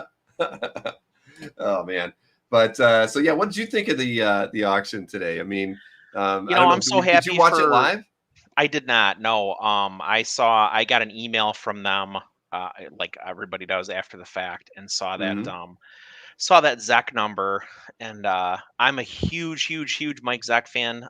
Probably Khalil and I were kind of going back and forth in the comments a little bit earlier. He's probably in my top three, Okay. maybe my top two artists ever. My there's a storage area right there, and I still have all of my original Mike Zach Punisher limited series cover posters that Marvel did Oh, cool. back in Yeah, the no, day those that are were in my awesome. room. They were in my room in like 6th and 7th grade. When we were getting ready to do this renovation, we started pulling stuff out of storage, and there was this long box of comics, but it was labeled posters, and I was like, well, it must be posters. So I Mhm. opened up, and there they were. So that was really cool. So I put them up in my storage area where I keep my comics. Very, very nice. Yeah, So, so big Mike Zach fan. I was thrilled. yeah, no, I am too. I think, yeah, I would never have guessed that end price, but with the way the market is today, I mean, you should always at least add 50%, right? So, like I told you, Mike and I were talking before the sale, and we were thinking $2 million, and yeah, add 50%. So Yeah, there and a little more, and there you have the price. I mean, I would never have guessed the page before that was going to sell for 288 either. So it's I mean, it's neat. I mean, at the end of the day, it's I've talked about it a lot. I feel like the art has a lot of room to grow when you see comics selling for what they're selling. I yep, mean, the art is more rare than the comics, and I think we're absolutely. finally getting to that point where the art is getting its due. And I'm thrilled. I mean, I wish the artists were getting a cut on these, but at the end of the Yeah, day, this is going to pave the way for those sorts of things to happen for younger creators, people who can have more control over the future sales of their art, and that sort of thing. But I do think that at the end, that these are good things that are happening, as crazy as it is and as inflated as it feels. yeah, I think that at least for the people, the creators, the people we really appreciate and we want to see have great lives and deserve the respect and and the things that come with that, right? I mean, making a good living. I think that these things are really positive things that are going to affect future artists and generations of artists. And I Russ. I sort of tried to, I guess the way I look at it is, um, I'm not sure that, Mike Zach really, at least back in the day, I'm not sure he ever really got his due, at least in my opinion. I mean, I Mhm. think he was overshadowed by a lot of guys who were working at the same time, like Byrne and, people like that. And he also did have like a little more traditional style, I think, than, some of his contemporaries. Hmm. So, it harkened back a little bit to, guys that came right before him, which is not a slight in any stretch of the imagination, but I think it led to like him being, I wouldn't, yeah, obviously he wasn't ignored. He was a big deal, right? But Yeah. comparatively speaking, so then to have something like this happen, I really hope that like Mike Zeck sees that and thinks like, oh, all right, yeah, that like that to me is like for his legacy. Right. Right. Yeah. I mean, that's why I'd be really curious to get the chance to talk to Zach, or at least maybe, just get his opinion on things, because I do think I always really, to me, when he came on the scene, his artwork, I mean, like you can say like it would have been, it was sort of overshadowed, but I looked at it as being really fresh. Like the first time I really dug like Bill Sienkiewicz's artwork kind of fresh. His line work is very unique. I mean, it when you see, especially back in those days, Absolutely. Punisher work, and it stands out as just being some of the most, it's like early Michael Golden, Yeah. guys who really came in with a style that was so unique, And and strong. his work was really strong. And it's funny because you look at it, his line work. I mean, there's nothing really crazy, or he's not trying to do too much No, with it. But no. what he does is just fantastic. So And it's yeah. that's why I said I think it wasn't like, if you compare it to the people who came right before him, right? So even like Buscema, or whatever, he's not breaking a mold necessarily, but like his style is still singular. Mm-hmm. Yeah, I And I agree. think I said this a long time ago when we had a Zach piece on the show, but I'm pretty sure Mike Zack was the first artist, and now keep in mind this was in like fourth grade, but I'm pretty sure Mike Zack was the first artist where I was like, I like this guy's work, and I want to buy comics that he draws, Sure. which at the time was FF. So Yeah. No, that's true. Yeah, and I always admired his work, and so yeah, that's I or think not it's FF. great. What am I thinking? I'm sorry, Punisher. I'm thinking John Byrne. Punisher. Oh, No, it was probably, yeah, He was doing Punisher covers at the time. So understood. Understood. But yeah, that's I agree though. He should feel proud. At the end of the day, I mean, I'm sure there's a lot of mixed emotions when artists see their work selling in the aftermarket and yeah, everything. But yeah, that's but by and large, I mean, at least with these kind of period pieces, you figure the artist did sell the work more than likely, or their rep did. So that it's like the art did cross through their hands. It's just a question of that they don't have any way to reap these benefits that we're seeing now. And Michael Wigan asked, will this mean artists will now keep and hold their art longer? I mean, it's entirely possible. I mean, a lot of as we found from talking to Ed Hannigan, I mean, he kept a lot of he sold some pieces that he felt were fast cash pieces, his covers, but he kept a lot of pieces that were more personal to him, whether it was the cover prelims, or he still has a lot of interior pieces. And right. I've talked to a few other artists who've almost kept everything. So you just never know. Sean Gordon Murphy has a formula actually that he applies to his work where he even it sounds mercenary and really commercial on some level, but even he says when he plots out a book, obviously if it's all his own stuff, which is pretty much what he does now exclusively, Mm-hmm. um he will do X number of pages that he knows he can sell now. He will do X number of pages that he thinks he should sit on for a year or two. And then he does like a couple of like retirement pages or in the cover that he intends to hang on to. Right. Well, there's nothing wrong with that. And he's a guy who's really in It's a control of his own business. future. Yeah. Yep. I mean, so yeah, I think it's, well, I mean, artists need to be, they're going to become more savvy. The reps are going to become more savvy. I don't know if that means Marvel will pay less page rate. I mean, I don't think they can pay much less than they probably already pay right now. I've heard some horror stories lately. Yeah. It's crazy that it's as bad as it is out there. I mean, that's why the artists, they need the aftermarket at the end of the day. I mean, there's no way they're going to make a living wage unless they actually can have a proper contract with the Or unless publisher. they're not from here, which I think is a reason that we're seeing a lot of influx of like Spanish and Brazilian and guys from the Philippines and things like that, because to them a living wage is a different matter. Right, and it's nice to have that influx of different talent. Certainly, Absolutely. but I'm sure that plays a part in how and whom they hire and that sort of thing too, because you can't give the big contracts out to all the creators that are out there that probably come with other benefits, health insurance, other things that most the artists are not going to be getting. Samuel Rojas mentions dual selling original physical and an NFT. Yeah, I mean that's we've talked about that. I firmly believe that is the future of original art sales, is that NFTs will become attached to them, and it's not an NFT like it's a piece of digital art per se. It's almost like you're buying the art with a contract that has predefined things in it, i.e., that an artist is going to get paid 10% on future sales, and because the NFT is associated with it, that's like a contract that you're buying along with the art. I firmly believe. I mean, it is going to happen. It's happening already today.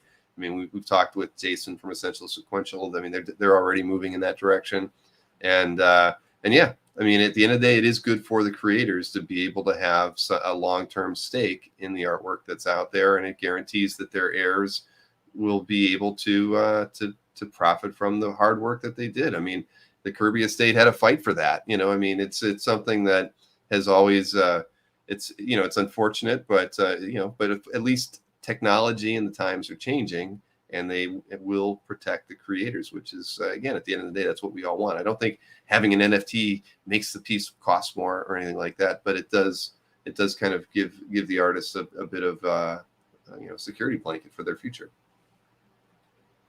So all right, well, why don't we jump into some popular artwork? And I know you've been going first for a while, so I'm gonna queue up your artwork first. Okay. And you had some very interesting picks this week. Let's see here.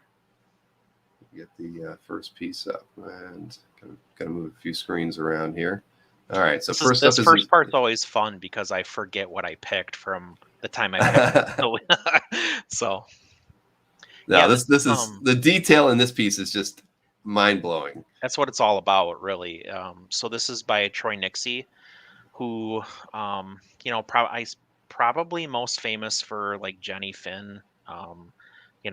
Did probably, I would say, the majority of his work in comics mid to late 90s. I know he dabbled in movies and some things like that, but he takes commissions through Cam from Inky Knuckles, and really prides himself. He's done interviews about this with Cam on Cam's YouTube channel, but really prides himself on kind of taking commissions to, clearly, I mean, look at this thing. Like, this is another level right. for a commission.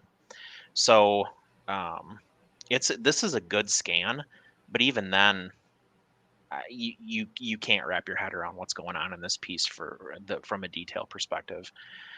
And the crazy thing is this is a subject. So I mean, Neon Genesis Evangelion is an anime and a manga, but so it's not something subject matter wise that I would ever associate with Troy Nixie. So kudos to the commissioner for asking for something that's kind of out of the box as far as like what the artist is known for, but it didn't matter. Like, he destroyed this thing. It's amazing. Yeah, I agree. This is I do, I wish it was the scan was a little bit brighter so you could see some of the extra detail that is in this piece, but wow. Yeah. It's one of those where, if you saw it in person, you'd get out like your jeweler's loop and you'd be like going over it. Yep. Nope. I completely agree. On that one. So, okay. Oh, Jason K. Oh, yeah. Jason's got a great collection. Hey, Dino got first comment in there on that one. Very good. Good job. Yeah. No, this is a great piece. All right. I've got that one liked. So let's see. We got next up. This is in Jason Vignola's collection. It's by Doug Mankey and Richard Friend. Yeah. So cool artist inker combo that you don't really see much, or I'm not aware of them ever working together prior to this short stint on Justice League that they did. But I always like to see Doug Mankey work on Batman. So this has got a great Batman panel in it, which I thought was terrific. But for me, the cool thing about this is actually the second and the fourth panels, which are these just really graphic shots of the Eradicator, the Superman villain, the Eradicator. And I just like the the cinematic effect of like you show him pretty close, and then you push in on him even further in that last panel. So just a cool device that he used, and obviously he's a terrific illustrator, good draftsman. So cool page. No, I agree. See, it's funny because when I looked at it, I really like the 2 action panels. I don't, but Yeah. Hey. and I didn't notice that at first, but now I see it and it's like I get it. You know, he's a really great storyteller by injecting that. Yeah, And that's the character's like analyzing what's happening, right? And that's right. how they So no, great pick there. And then we've got a Boba Fett by Rich Cirillo. Our own Rich Cirillo. So Our own Rich Cirillo, yeah. right. That's So great. yeah, I saw him post this, and I know we've had work obviously from Aranga on the show before, and Mhm. things like that. So it was really cool. I thought it was really cool to see something by somebody who participates so much on Comic Art Live and is so frequently in the chat. So nice work here by Rich. I saw this I follow Rich on Instagram, so I kind of saw this come together. He showed a prelim and then the inked piece, and then kind of one step as he was going through the watercolor. So yeah, I just like to see we have talented people that are on the channel and making their own stuff. No, agreed. I actually had asked Rich to color the Comic Art Live logo, so he's working on that for me as well. Because he does a lot of digital work on the side, and he and I've been friends for a long time. So yeah, no, I've asked, and I like his work. So I said, would you color this? And he was all thumbs up for it. So I can't wait to have a color version of that Kamolo piece to Cool. use to PR the show going forward. All right. I did like that one. All right. So next up, we've got, Kirk Dilbeck. I should have known that just by looking at the watermark on there. It's in Kirk's collection, and Corey Smith's Savage Avengers 25 cover. Yeah. So many times I see something that Kirk posts and it's for sale. So I don't pick it. But this is actually in his collection, and I really love this composition. So multiple character pieces I think are tough to pull off and to do well, but especially the fact that he worked some of the characters into the shading on the musculature on Conan on the right there. Mm-hmm. It's like Wolverine and Elektra, and really a lot of those characters that are they're kind of like coming out of his chest almost, and like it's a really weird but cool and interesting use of the negative space there, and really there's so much going on in this composition from not only a design and layout perspective, but just the sheer number of characters that he worked into this cover. No, that's really, really neat. And I know what you mean about. Oh, here I was hoping you had a color piece here. Oh, it's kind of small, but yeah, that's cool. But yeah, some people, Kirk being a dealer or a rep, I have that same thing. Sometimes I'll see his name and I'll be like, it's probably not a collected piece, so I don't Right. bother to click over to his gallery. But I get that. I mean, that's kind of the stigma that you have with some of the reps who use CAF for both their own personal gallery and as a place to sell. But I mean, but oddly enough, Kurt, he actually asked me about doing site design for him. So maybe what we might end up doing is if he takes me up on it, that would separate his art for sale and put it over into the dealer section. So his CAF gallery would be 100% focused on just his art collection, which would be pretty cool. And yeah, for me, I was glad to see that's this the way was to do it. his. Yeah, I was glad to see this was his because I think it's really cool. Agreed. And look, you can see Marcus got first comment in there. So all right, let me get a like on there for Kirk. So yeah, so it'd be cool. Hopefully I do get to do that for him. But here by Topi, or Topi, I'm sorry, right? Is it Topi or Topi? Topi. I think it's Topi. Yeah. All right.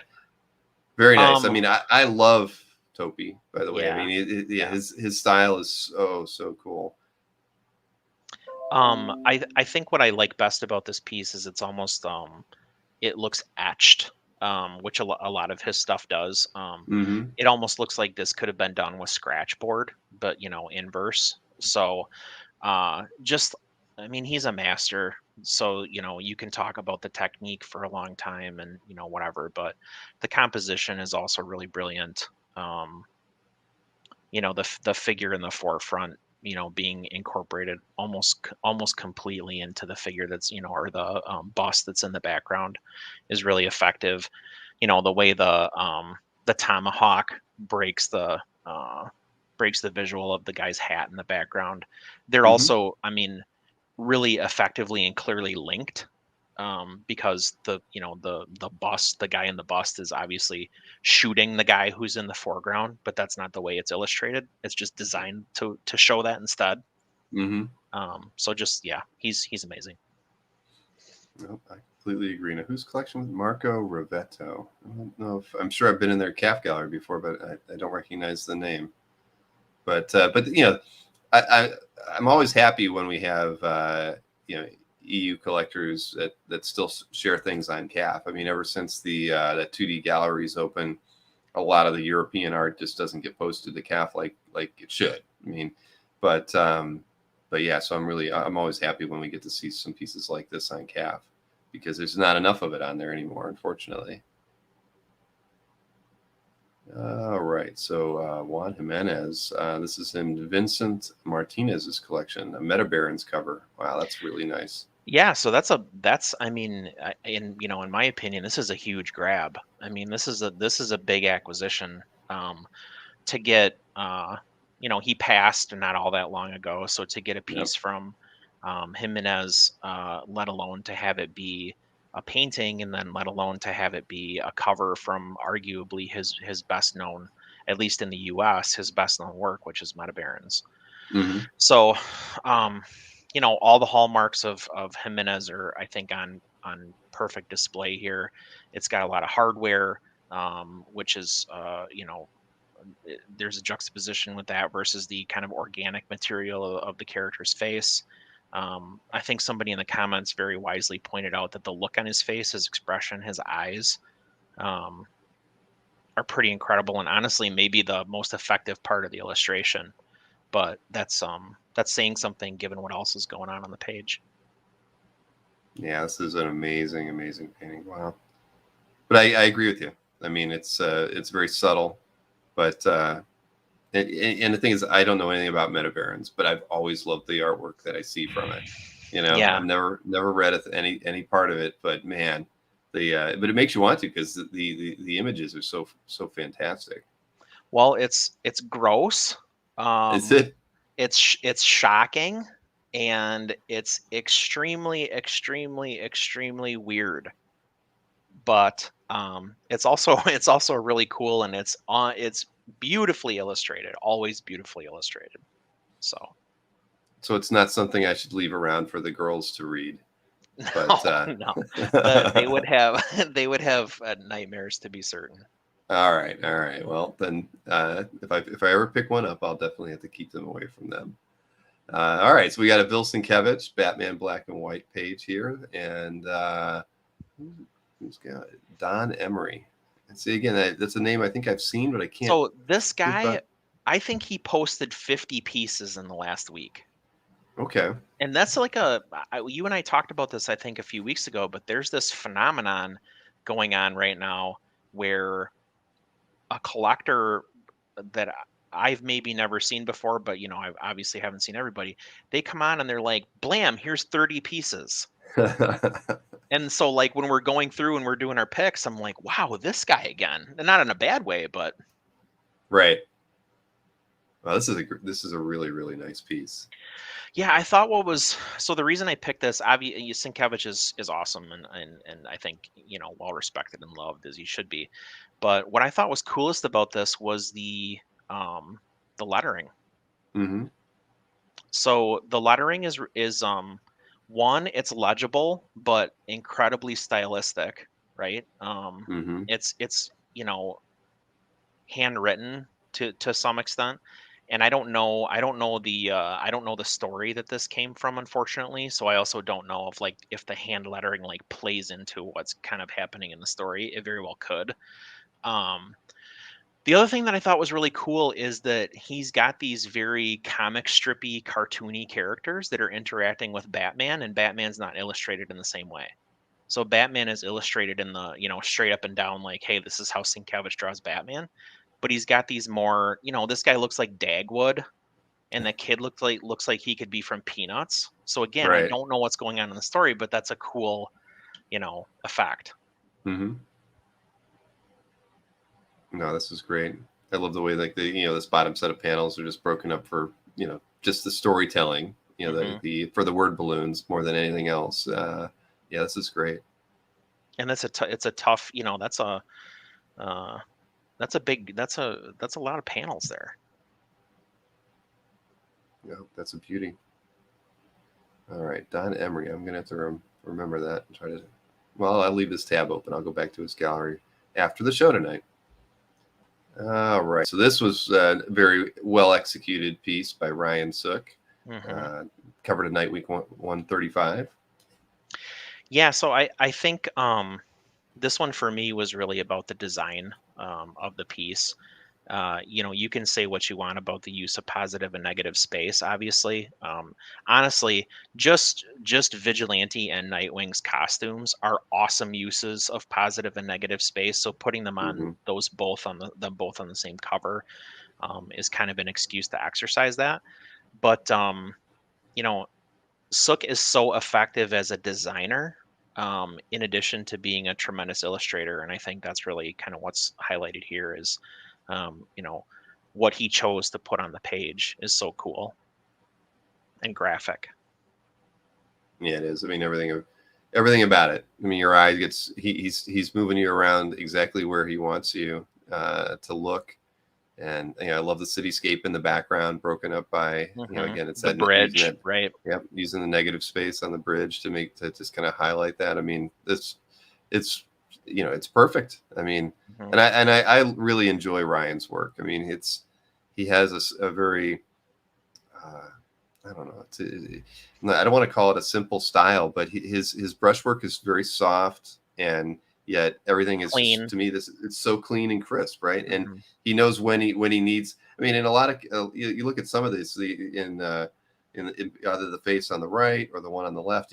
Some artists might put a lot more detail in there, right? In Hmm. the angry furrow in his face or something, but he leaves it all open, and you don't need to do any more than that. Just the Right. little effect on the teeth let you know that he's really then the gun to his chin probably helps convey the Yeah. sense of anger there, Right. but yeah, just a fantastic artwork by And really, Ryan. if you think about it from that perspective too, Bill, like this is also an extremely it's a killer use of lighting, because really what he's saying, what you're saying is kind of like how Nightwing's face is lit is what he is how he you know didn't go into detail in some Mm-hmm. spots, right, like the teeth Sure. or whatever. I do agree with Wes that Nightwing's face is a little off model here. He does his chin's a little exaggerated for sure, but I don't think it takes away from the overall look of the cover. I still think it's great. Agreed. Ryan Sook is one of, I think, 3 artists that I have more than one piece from, so he's a favorite of mine. Oh, Matt Moore's got a great collection. Yeah, so if you haven't checked out Matt Moore's collection, you definitely can spend a few hours checking out his CAF gallery. All right, a piece by Joe Perel, Department of Truth. Yeah, I'm a big Perel fan. This was I like to put at least one color piece in every week, or I try Mm-hmm. to. Um, so just super effective use of color here, and I love the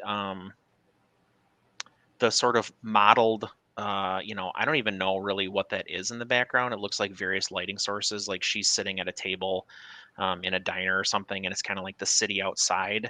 Mm-hmm. You can kind of infer what's happening in the background, but like the fact that he didn't go great guns and like actually illustrate the background, it's just suggested at, I think was done really well here. And then also is really effective at highlighting the subject in this case. Sure. Yeah, this is a really I love it. I love Perel's work a lot. I mean, I got to talk to him once on the Comic Art Live during a Comic Art Live show, and just a really great guy. And I love his style and a I good met pick. him. And you know what? Hey, I'm mad. I'm gonna start picking one color piece a week now because I don't think I picked a color piece this week. I always try to, and if nothing else, it breaks up the visuals. Sorry, it's No, no the worries. lingering cough that I've got. I All right, so I met him. I met Perel quite a few years ago now. I think he was somewhat new at C2E2, and mhm. yeah, just couldn't have been nicer.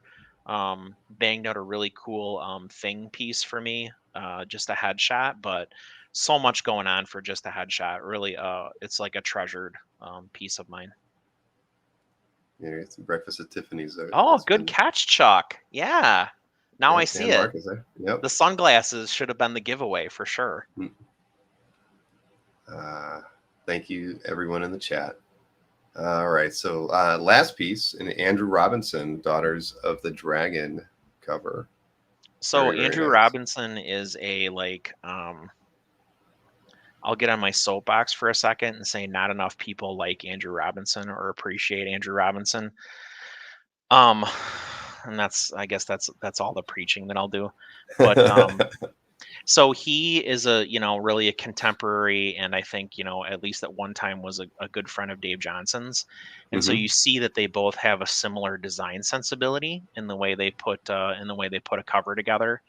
Stylistically, they're honestly not all that much different, but um, you can always pick out Andrew Robinson versus Dave Johnson because, yeah, to Chuck's point, I feel like Robinson is a better draftsman than to me. I'm sorry. Robinson is a better draftsman than Johnson, and I feel like that allows him to do a little bit more with like how he exaggerates characters' faces and things like that. Dave Johnson is awesome, and I love him, but he does tend to be, I think, a little more straight up and down as Hmm. far as how he illustrates, particularly faces. But Andrew Robinson is a little more freewheeling, and I really like that about him. No, it's a great piece, and I feel like I don't see enough of his artwork. But when I was going through your picks, I was like, I wonder what's out there that's for sale. So I started looking around because it made me want to own a piece by Andrew. So I was really glad you picked this piece. I think Jason still reps him, and I know he does take commissions. Time and I have a commission from him. I have a painted Jonah Hex from him that I really dearly love. That I'm facing. That's on the wall right there. And I agree. I don't think he works enough, and maybe that's partially why I feel like he's underappreciated. Hmm. But yeah, I just really, really love Andrew Robinson. Well, I am gonna have to add a piece of his art to my collection. So just because you did that, because it's funny sometimes people, there's so many artists out there, right? Oh But yeah. but when we don't take the time to highlight them, or I need things like this sometimes to remind me that wow, there's art out there that I really should own. I mean, this I and this get piece so is much of that just absolutely from great. CAF, Bill. That's one of the greatest things about CAF. It's not only seeing new artists, which we talk about from time to time, but it's also, oh God, I just remembered that guy or that, whatever. Hmm. Well, then CAF is doing what it's supposed to do, inspire. Um, We have some, well, one power, Mickey in the comments has a powerful Andrew Robinson collection. So respect to Mickey. oh, there you go. Mickey has 6 covers by Andrew Robinson. All right, I'm gonna have to check out your CAF again, Mickey, and see what you got in there.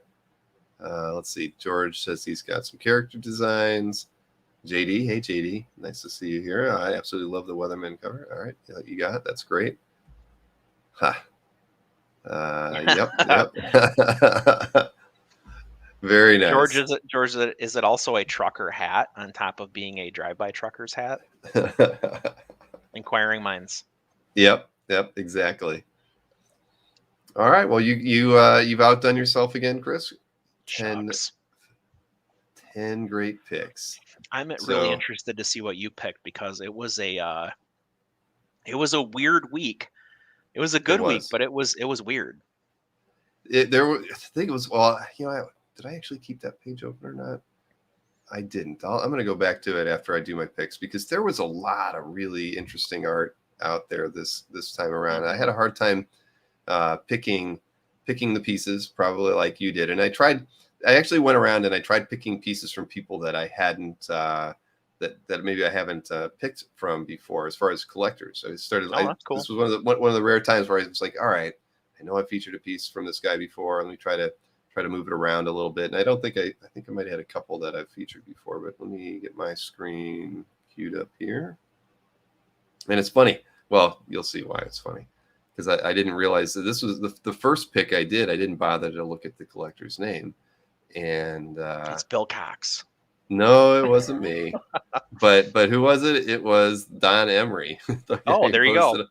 Yep. And it was, and as strange as it would be, somebody mentioned this, that Don Emery posted this great Bernie Wrightson Swamp Thing page. And yeah, I saw this one and I knew I had to feature it because I don't think I'm sure I've featured a few pieces by Bernie in the past, of course, but I don't know if I'd featured any Swamp Thing pages before. And I mean, this thing is just absolutely gorgeous. I mean, it's a jewel. peak Wrightson. Yeah. Oh my gosh.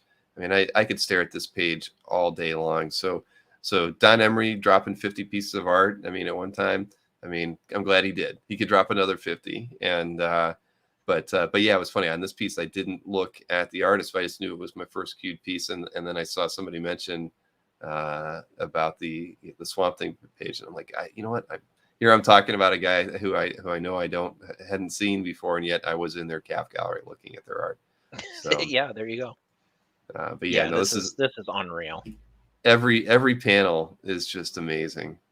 I mean, just the decision making on just the way he filled in these blacks, right? I mean, he could have made those solid black. I mean, it's one of those things when you think, I want to know what was going through their head while they were working on that piece, because so many other people could have taken shortcuts and done it so differently, but you just look at the line work in there. I mean, that's just amazing. And then even a panel like this, I mean, again, a lot of artists could have just left the background blank or black, but just the way Bernie approached every page. I mean, that he was always learning and always trying to be, a great draftsman. And I can just imagine that, he does this work and he's probably feeling like I can do better. And I see a piece like at this. This point, especially. Yeah. And at this point in his career, especially. And I love that you use the term decision making, because that is, I think one of the things that sets a good artist apart from a great artist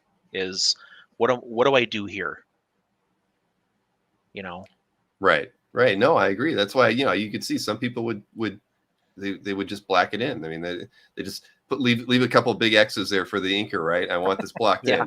And no, that's I just find that amazing. And again, that's probably what separates great storytellers / illustrators from average ones. It's just they take the time, they see more possibility in a page than just trying to fill in the spaces. And he's reaching.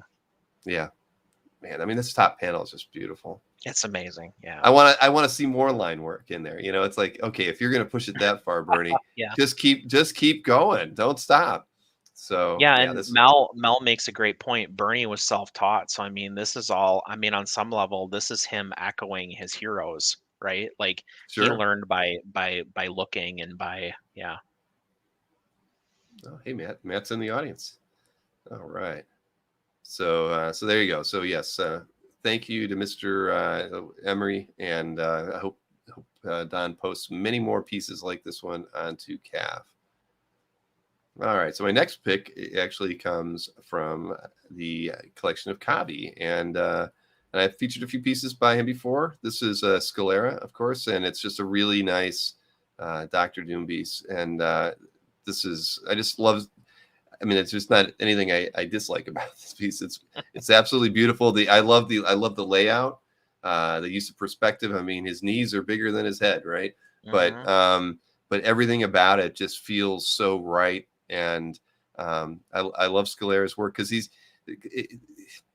in this piece here, you can just see that there's just a lot of flat color, layered in there for Doom's costume or his cloak. But they all work. I mean, and it. As maybe as flat as it feels with the with the tones. I mean, there's so much depth to it. And again, I love kind of the perspective on it. And I wish that we have more artwork by Mateo on CAF, because this is Yeah. fantastic. He's terrific. I was actually going to pick this one myself. I I'm don't glad know you why I didn't. didn't. I don't know why I didn't, but I didn't. But here it is anyway. I so awesome illustration for sure, but the thing for me was the attitude. Like, this is Doom. You know what I mean? You look at this and Oh you're like, yeah. yeah, Doctor Doom. Yeah. Mel mentions playing the music that Kavi picked. Right. Did he list a piece of music on I there? think he did. Oh yeah, he did. Yeah, right Dooms. there. Doom. Yeah. Yes, he did. Oh, there you go. See, I didn't even scroll down far enough past the Mhm. art. Oh, that's funny. Kavi, you are the best, man. So I see, I miss now. I'm starting to miss the collector conversations. We got to have and hanging out like that.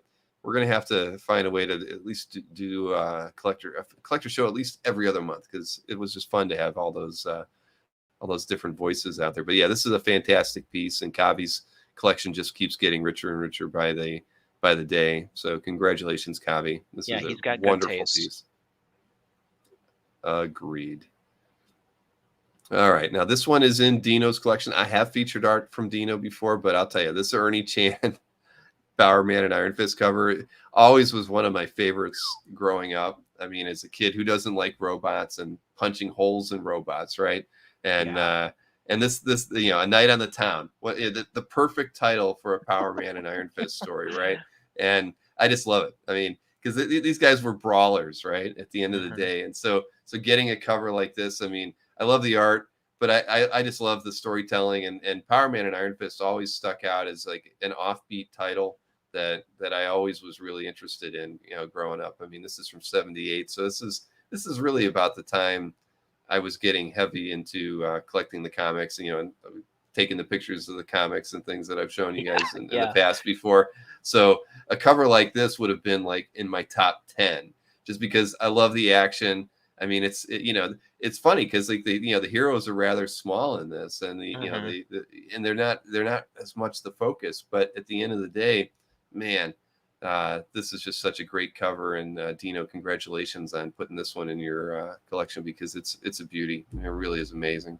Yeah, tremendous. I missed this somehow.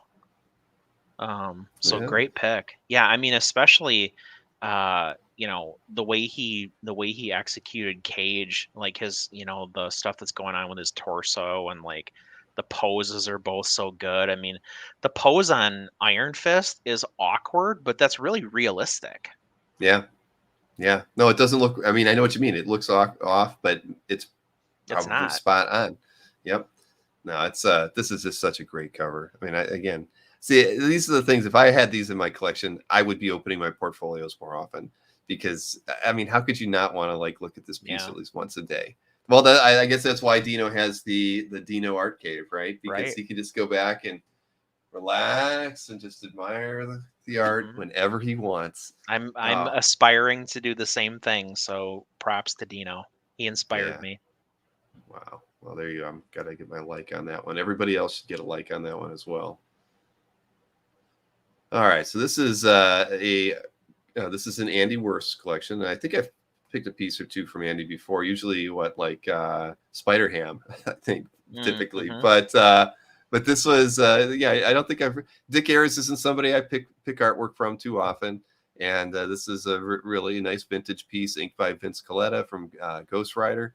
And I mean, I tend to shy away from westerns. I'm not much of a western fan, but I just like the image. I like the horse and the character breaking through the story page. I mean, it's got like your classic 50s, 60s storytelling trope there by just having a character break through something that's a story about them. The tarantula strikes again. Is Ghost Rider behind it all?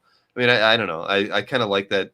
I've always liked that classic storytelling, and I like the lettering at the top. I just think, these are things that we don't get to have in comic art these days, in modern comic art. So seeing pieces like this just really make me happy, because I enjoy this kind of storytelling. When I was a kid trying to draw my own comic books, this is what I would have done for my splash page. Because it's what you read. You saw these kind of images a lot. So I just love it. And as much as I love I always love the arrows in the storytelling. When they, Me too. Me too. I love that as a mechanism for Yeah.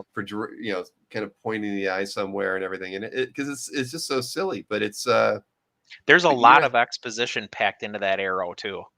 Holy there crap. really is. Exactly. And look here, I even like this part here where they're putting in the art, the creators and everything. I mean, how fun is that? I mean, Yeah. so clearly, Ayers had a lot of fun putting this title page together.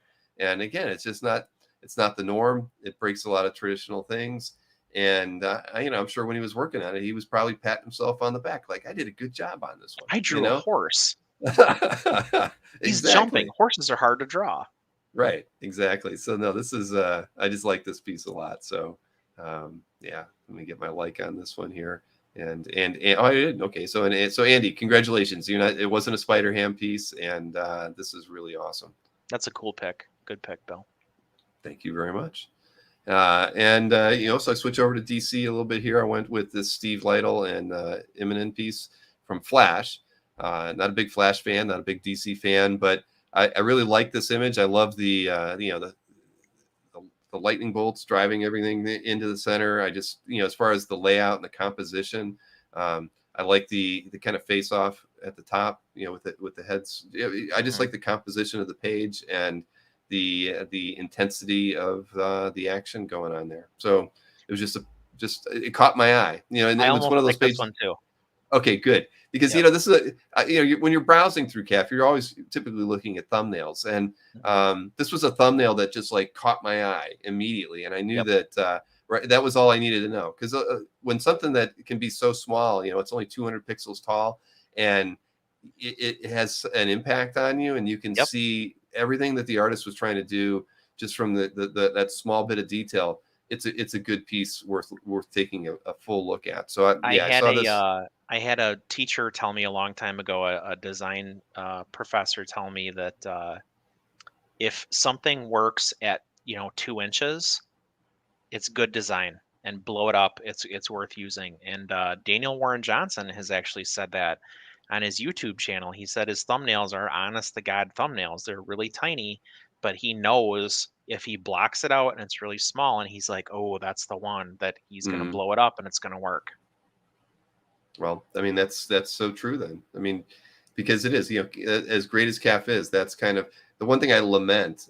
I wish, and I've looked into doing it, is being able to give people a lot, like a feature like they have on Heritage, how you can hover over the thumbnail just to get a little bit of a better image. I've always wanted to do that, and I've looked into doing it programmatically. Especially, I wanted to add it to the Comic Art Live Con when it's going on, just because people's time needs to be so optimized when they're buying, right? That I felt like that would be a really special thing to have, at least for part of the show. But yeah, again, it's this piece is just great, and I'm glad. See, so I got a couple picks in here that were on your short list. Yeah. I'm glad. The other thing that I thought was really cool about this is I've heard Flash artists in the past say that the Flash is a really tough book to draw because you're drawing someone running all the time, and there's only so many ways to show someone running. So really creative, way to show the Flash running, and he's running away from you, which Alex Toth is probably would spin in his grave if he saw that. But here it works. It certainly does. Oh, he had I didn't even realize that he had the color image there too. Oh, yes, that's cool. Yeah, and see, and this is the stuff that that comic readers don't get to see, right? I mean, they see the Flash image, and then they don't realize that these are all actually hand drawn lines, right? I mean, they only see it as it was digitally colored, Right. and Like it's an effect. Right, they don't get to appreciate the fact that the artist really laid those lines down there. So. We need to educate. Imminent writing. Oh, I didn't even realize that. Oh, I didn't either. That's cool. Very, very cool. Wow. All right. And I'll have to go back and read the description on that one. Clearly, they really wanted to. So who is this? FM? Yeah, I've featured stuff from FM before. From Belgium. Yeah. Good taste. He's got an amazing collection, or she. Yes. Right. So next up, Sean Gordon Murphy. We were just talking about him, and I I don't care what the story is on the piece. I can just look at this artwork and just be blown away and love it and wish it was in my collection, because there's not one bit of wasted space on this artwork. I mean, I love the way, you know, he's broken up the center with these 4 panels like that, and everything about this image is just so freaking amazing. I mean, look at the final panel with the Joker there. Yeah, Oh, haunting. Yeah, it is. I mean, it's here's a guy just, who likes Toby for sure. You Yep. don't look at Sean Gordon Murphy and not see Toby. Exactly. Oh no, I mean, yeah, every panel without question. But yeah, this is just, it's amazing. It makes me want to own a piece of Sean Gordon Murphy artwork. So I'm very envious of this piece. But yeah, this is just amazing. I picked one up from Anker a couple of years ago, and I'm eternally grateful that he decided he didn't want it anymore. Well, maybe he's probably got, well, you know, he probably replaced it. He probably got something. I'm sure he upgraded. He's fine. Yeah. Oh no, Anker's got one heck of a collection as well. But yeah, this is fantastic. And so, yeah, no, I'm going to, that's a note I'm going to have to make, to add something from Sean to my collection soon before I can't afford it. Now that I know he has a strategy for selling his artwork too. He does, yeah. And let's see, Bats in My Belfry. Oh, Mark W. That's right. I'm sorry. I already said that.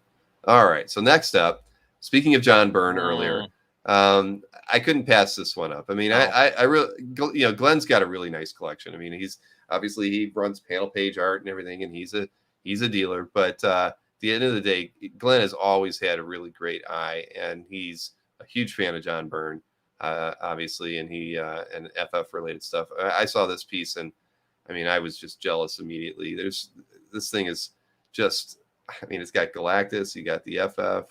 I mean, you got Terrax. I mean, so at the end of the day, this is just like the perfect image. I mean, everything, you got the Kirby Crackle, the way Byrne drew it. I mean, man, you got Galactus the buildings. is doing his typical, like, I'm reaching out my arm. Exactly. I mean, so everything about this, I just love it.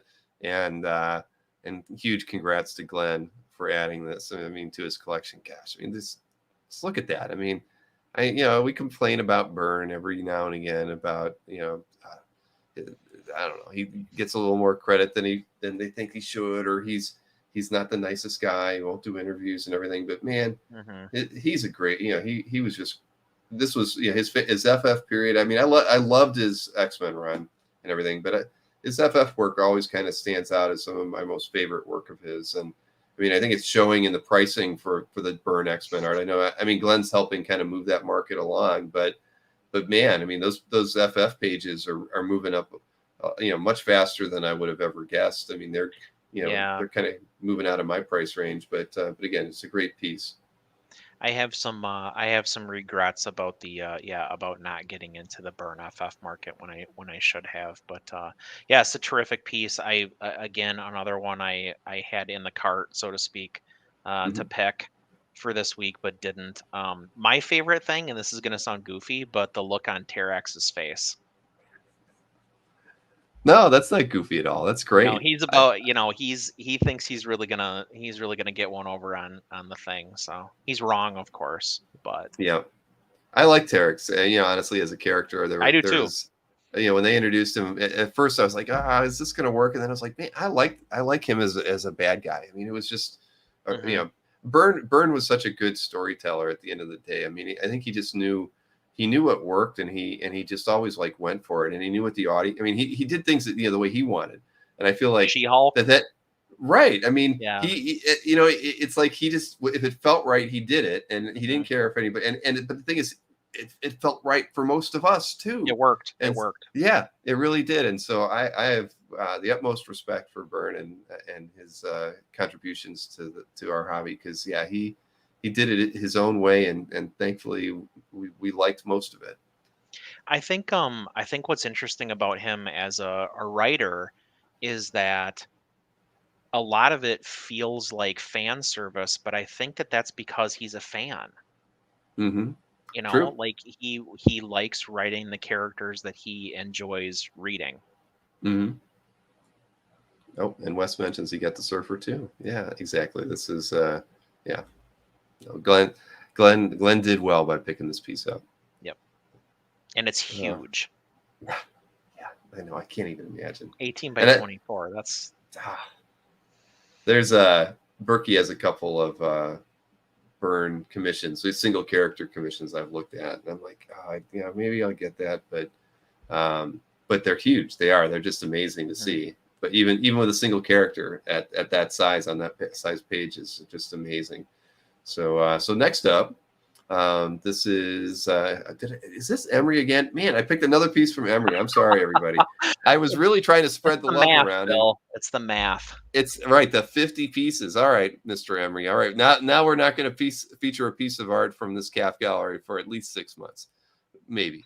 But this is Jack Davis, and man, I mean, I'm not a war story fan really at all, but I'm a huge Jack Davis fan, and this is everything about this thing is just amazing. I mean, I love as agonizing as this character looks. I mean, it's so well rendered, and it's back. You look at this and you can compare it to the Wrightson piece, right? They could black in a lot of these areas here, but he's got his razor cuts going in the background. Yeah, exactly. I mean, he could have blacked these in. He could have mailed it all home, but he's looking at every spot of this page and he's filling it in with details and things that aren't necessary, but artistically add so much to the piece that it just makes this thing a work of art. I mean, so yeah, I can compare this to the Wrightson piece and just be thrilled that it's back. Again, I'd look at it and say, man, I want you to fill more of this stuff in. Do more. And this is brush, right? Yeah, that's to crazy. Me. That's the sick part. This is brush. Wow. Yep. Nope. I love it. And to your point, subject matter doesn't really matter in this instance. It just doesn't. No. Like, this is just beautiful. Yep. Nope. Because I didn't even read it. I mean, I didn't read the page. I just I see the art and I'm like, I have to feature it. You don't need to read the page. That's what's True. Very true. Combat medic. I love that. Well, hopefully I don't have any more Emery artwork to show. You may. Uh-oh. That was the other thing about his post is it was really varied. Mm-hmm. See, that's what suckered me in. So, all right. So here we go. I know this was in Harry Mendrick's collection. I don't think I've ever featured anything by Harry before, but this is a Stan Sakai unpublished variant cover. It's listed as from IDW. This is just, we don't have enough Stan Sakai artwork on CAF. This thing is, I just love everything about it. I love the cross hatching. I love it. I've always loved his style. I love I haven't read a lot. I hate to say it. I've only read about four books of from the run, but I love Stan's work. I mean, and this is just beautiful. And again, we don't have enough Sakai artwork on CAF. Certainly published work, right? I mean, at the end of the day, but this is a really nice piece, and I'm sure Harry was really happy to have this added to his collection. It's he's interesting to me because he is very prolific, but he's very prolific at one thing, right? I mean, this is basically all he does. I mean, he'll dabble and like do a variant cover or something for somebody, which is actually what I think this is. But yeah, it's 99.5% Usagi. So if you're not in Usagi, you're also kind of then unfortunately not in a Stan Sakai. Right. Exactly. So, which is too bad. No, I agree. I mean, it's like I say, I wish I knew the story more, but I've always appreciated the art, and I don't know. I think that's kind of cool. It's like the fact that this is what he's known for, and this is what he does, and I just think that's again, that's a different story, right, for a creator. I mean, it's the story of their life, the story of their career. I think that that's really unique and special, and and being someone who's an entrepreneur as well. I mean, being able to stick with something for so long because you love it and you're passionate about it. It's hard, right? And so no, I can admire everything about his career and his business decisions. So Harry, let me get the like on there, and I'm glad. See, Harry mentioned that was the first piece we featured, so I'm glad. There you go. You have a great collection, Harry. Harry's got a tremendous collection. I should have featured something sooner.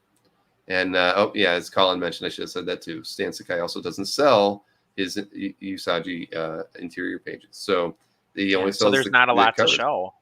No. Yeah. Thank you, Colin. I didn't know you tuned in tonight. But let's see, what do we got next here? And this was the Mark Brooks piece that I used for the show thumbnail. This was let's see, let me go down here. It's a JMT's collection. And let me click on that one. Hey, we have Thing Gap. We do, don't we? That is Yeah. that is a first, a Thing Yeah. Gap. Wow. Did who point? Nobody. Oh, Marcus. If I didn't say it, Marcus was going to. Marcus would have got it. Yeah, that's wow. But you know, I love Brooks' art. I mean, I really just he can do no wrong. I just I love his style, and it's so clean. I mean, you throw all these characters together, and you know, and they all stand out very distinctly. It's like I'm not losing. Yep. Yeah, right, exactly. And I'm not lost in it at all. I mean, I as my eye moves around, I can distinctly see all those characters. It's kind of like there was that piece last night on Dueling Dealers, the Damian Scott Spider-Man piece. You're moving it had a lot of action and characters on it. But I had when I was looking at that piece, it was a pencil piece, and nothing against Damian Scott at all, but it was I couldn't focus on any of the characters. I mean, I had a really hard time. I'm like, oh, there's Elektra. Yeah. Oh, there's Black Widow. But you look at a piece like this, and it's just so masterful. And I mean, he does a great job with multi-character pieces. So yeah, I just love everything about this. I love the tonal choices, in the painting. It doesn't need to be, those blues don't need to be bright blues. I like the fact that they're muted. I don't need to see reds. It's fine. It works. It's all there, right? But yeah. it's not there. Mm-hmm. So yeah, this is minimal colors too. Gap is good. Yeah. There you go. There's a lot of gaps going on it. And it had a Stanley Sig on it. Yep. We had to get one of them. We had to get one. Oh boy. Yep. And is that Devil? Yeah, I believe that is. Devil Dinosaur, yeah. Yep. You can tell. Uh-oh. Chris, come back, Chris. Oh no. Did his battery die? No, I'm here. Oh, good. Okay, cool. All of a sudden you were just spinning. Yeah, that's because you were frozen. Well, the audience can tell us who was frozen. Yeah, who knows? It happens. Are you on a Wi-Fi down there, or are you wired? I'm Wi-Fi, yeah. Okay. My wired connection though is right there, so I just have a little more configuring to do down here before I'm wired. All right. Well, definitely wired is always usually better if you can help it. Yeah, that's whenever I have problems and I see the spinning thing, it's because I've accidentally forgotten to turn my Wi-Fi off. Even if I have my network cable plugged into my laptop, it will switch over to Wi-Fi if I have Wi-Fi on. And anytime I've ever had my problem, it always happens when I'm on Wi-Fi. Like maybe my kid jumped on Netflix or something and threw everything off. All right, so I've got that one like too. So those are my 10 picks for the week. And all right, yeah. I mean, I kind of so I didn't spread the love around exactly like I thought I would. So I'm gonna have to work on that. But good. We have to wonder if that's like a technique on people's part to like slam on 50 picks, and they'll be like, I'm gonna make that update. Sorry, yeah. I will be on update. The math dictates it. Sorry, I'm gonna cough again. But yeah, exactly. That's it. Well, everybody's got to have their different approach to getting noticed. I think I think everybody, I see a lot of regular collectors kind of posting at the same time of the day, or taking that same approach, and it's whatever it takes to get noticed. But I'm going to pay more attention now. I thought I paid more attention this time around, and here I picked 2 pieces by Mr. Emery. So got to do a better job of that. But again, I'll tell you, Chris, I really do enjoy having you do your picks first, because it does kind of put me on my toes and makes me spend a little bit more time looking. But you know what? I did want to show one thing here. Why don't I put this back on the screen? Because I know I think I've shown this page to everybody before in the top secret super admin. Let's see, and I'm going to switch this to the current. We just saw behind the curtain. Yes, you did. A very quick, brief shot of being able to see all the little statistical things that we like to throw in here. But So I did cheat. I use this sometimes, this page to help me kind of find stuff. But if you look at the artwork that was in here, that I skipped over, there was this, that's why I kind of wanted to show it. Was this piece by Aranga, the Cable Stephen Platt piece was just absolutely amazing. And then Aranga had this other, or that not this piece that Dave W. did by right. Aranga, was right up there with Joe Fixit. And we were just talking. Yep. I was talking with Ken from 4C. I know he's a big Joe Fixit fan. He picked up the piece last night, the Stealth Freeze Joe Fixit piece from Anthony. And then, but just looking through this list, this is a beautiful Rudy Nebres piece in Rick W's collection. I mean, and look, as far as top commenting kind of things, you can see there's another Don Emery, right? This Cap 103 page by Kirby. I mean, I was scrolling through this list. Oh my God. I mean, there were so many pieces. Bill, I skipped that one. I was like, the Bill's. You were leaving that for me. It was on my list. I mean, but the thing is that so I was scrolling through this list and I'm like, okay, I'm passing that one up. I mean, that's an obvious choice. I'm skipping it. And this is after I knew your picks too. And then George H had this awesome X-Force piece was here, and then and I was even I pondered featuring this Silvestri because you don't see enough good Silvestri X-Men pieces out there. That's just so rare. Same thing. This Ron Friends Sal Buscema inked Iron Age page was awesome. I mean, I was just skipping over Aranga's question piece that he did. I loved. Yeah, exactly. Right. Yep. I mean, right here, Daryl R. I mean, there was just so many. I wanted to pick the Spidey, piece covered by Buckler. I mean, there was just too many good pieces in here, and then even again, a Struzen. So this just shows you on CAF there's so much great art. I mean, even his Adam Hughes piece in Simon M's collection. I mean, I tend to avoid picking pieces by Adam because I like his art. It's cheesecakey, but he's a great he's a great draftsman. But I tend to skip it because I'm like, oh, it's too it's a too obvious choice to pick an Adam Hughes. So I did. I agonized over the looking through this list and the picks. I mean, a Joe Kubert cover for crying out loud. I mean, there was I love this Keith Giffen Lobo page. I mean, there was just so much good art that was posted, and this is after the best of week. So there I mean, it was just an impressive set. Alfredo's Dr. Doom in my list for a hot second too. Yeah, I know. I mean, it was. There was so many good pieces. I mean, and I look at this piece here. I don't even know what it is. It's Colon. It's a Doctor Strange page in Deep Mars. But that's one where just looking at the thumbnail says I should have picked that piece. There's another Don Emery, and it's a McSpidey. Is it real? Oh, right here. Yep. Yeah. I saw that too, and I'm like, I'm not gonna pick this. That's the McFarlanes are an easy pick. I can't do that. But that Don Emery, man, he almost got me there with that one. Then you got this Michael Golden, prime period Batman page. I mean, there was a lot. There was so much good artwork added last week, and so but because a lot of times I'll scroll through that, and the list is easy to kind of like, okay, these are easy. It's going to be easy picks. But this time around, no, and I had to like be really discretionary and just say, nope, got to throw that one out. I did the same thing this week, and I had 10 within 3 days. So like the Saturday, Friday, Thursday of that week or whatever it was, I forget how I filtered them, but I was like, holy crap, I've only gotten through 3 days. I've got 10 picks already. Sure. All right, Wes, I will put that on my list to talk about the history of what the sketchbook is, and why it's still out there. Because it does have an interest in that too, Bill. I will give everybody the history on that. It's a very interesting part of CAF's reason for being, to be honest with you. So we'll talk. I made that a list there. West question about the sketchbook. Yeah, it does. It was kind of my. I'm not going to say anything. We'll talk more about that next week. The teaser.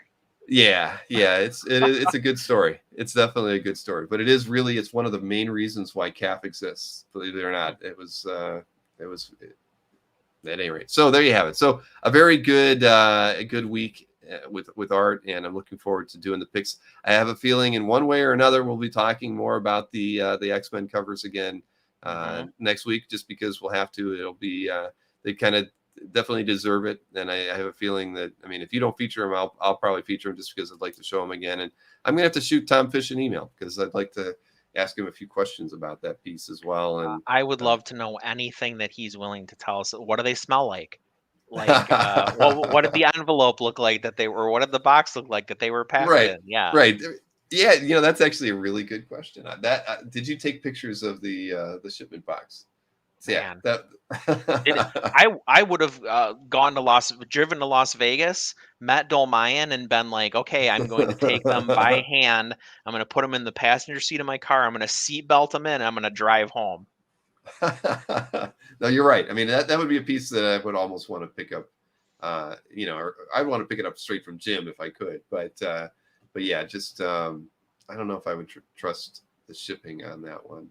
So yeah, but there were a lot of rumors about who bought it. A lot of people thought John bought it, to be honest with you. And, right. I'd heard that, and this was from people who were really in the know that I was talking with, and said, nope, John got it. John waited, John, as if John was a bad guy maybe, and he got all the bids and then just said, all right, I'm going to bid more. That was kind of like the story. And I think people just accepted that. And I was just, I didn't know. John had started posting in his CAF gallery a little bit before then, and so I thought, well, if John bought it, he probably would be showing it off. And I thought that was a little odd that he didn't. But well, clearly there is, but there aren't too many bigger Jim Lee fans, right? Than no, John. He handled my Jim Lee commission before I did. I got to Albert's booth the morning to pick up my Jim Lee commission, and John Dolmayan's holding it like this. And Albert points at me, he goes, "Oh, this is the guy." And Dolmayan turns to me and he goes, "Hey, this is pretty nice." I was like, "Oh, all right." Right, exactly. Yeah. John would be a great person to interview too. I'll have to shoot him an email because I'd love to get him on the show. I've only talked to him a couple times, just really briefly, but yeah, he's got one hell of a collection. He would be fun to have on the show, as an interview. Yeah, for sure. The best thing though was when we were leaving the convention that day. So he and I kind of talked for a second. When we were leaving the convention that day, my friend Eric and I were walking past Torpedo, and there's these really, really hot girls at his booth. And he looks at me and he looks at Eric and he does this. He goes, yeah, that's what are you gonna do? Tough being a rock star. Yeah, right. Exactly. Oh man. Yeah. All right. I'm gonna shoot him an email. He'd be a great person to get as one of my first interviews for this year, because I actually don't have anybody lined up right now, just because my Tuesdays have been kind of filled or I've been busy. So my schedule is completely open to doing an interview. So yeah, I'm gonna shoot him an email. That would be good. All right. Let's see. So, Chris, as always, it's been a lot of fun. I like the fact that we get to spend more time talking afterwards too. This makes the show a lot more fun. And again, I appreciate it. That's the best thing going for me. I appreciate it. I'm glad. This has worked out really well, and I'm glad you're in your new space. And I hope to see more art on the walls.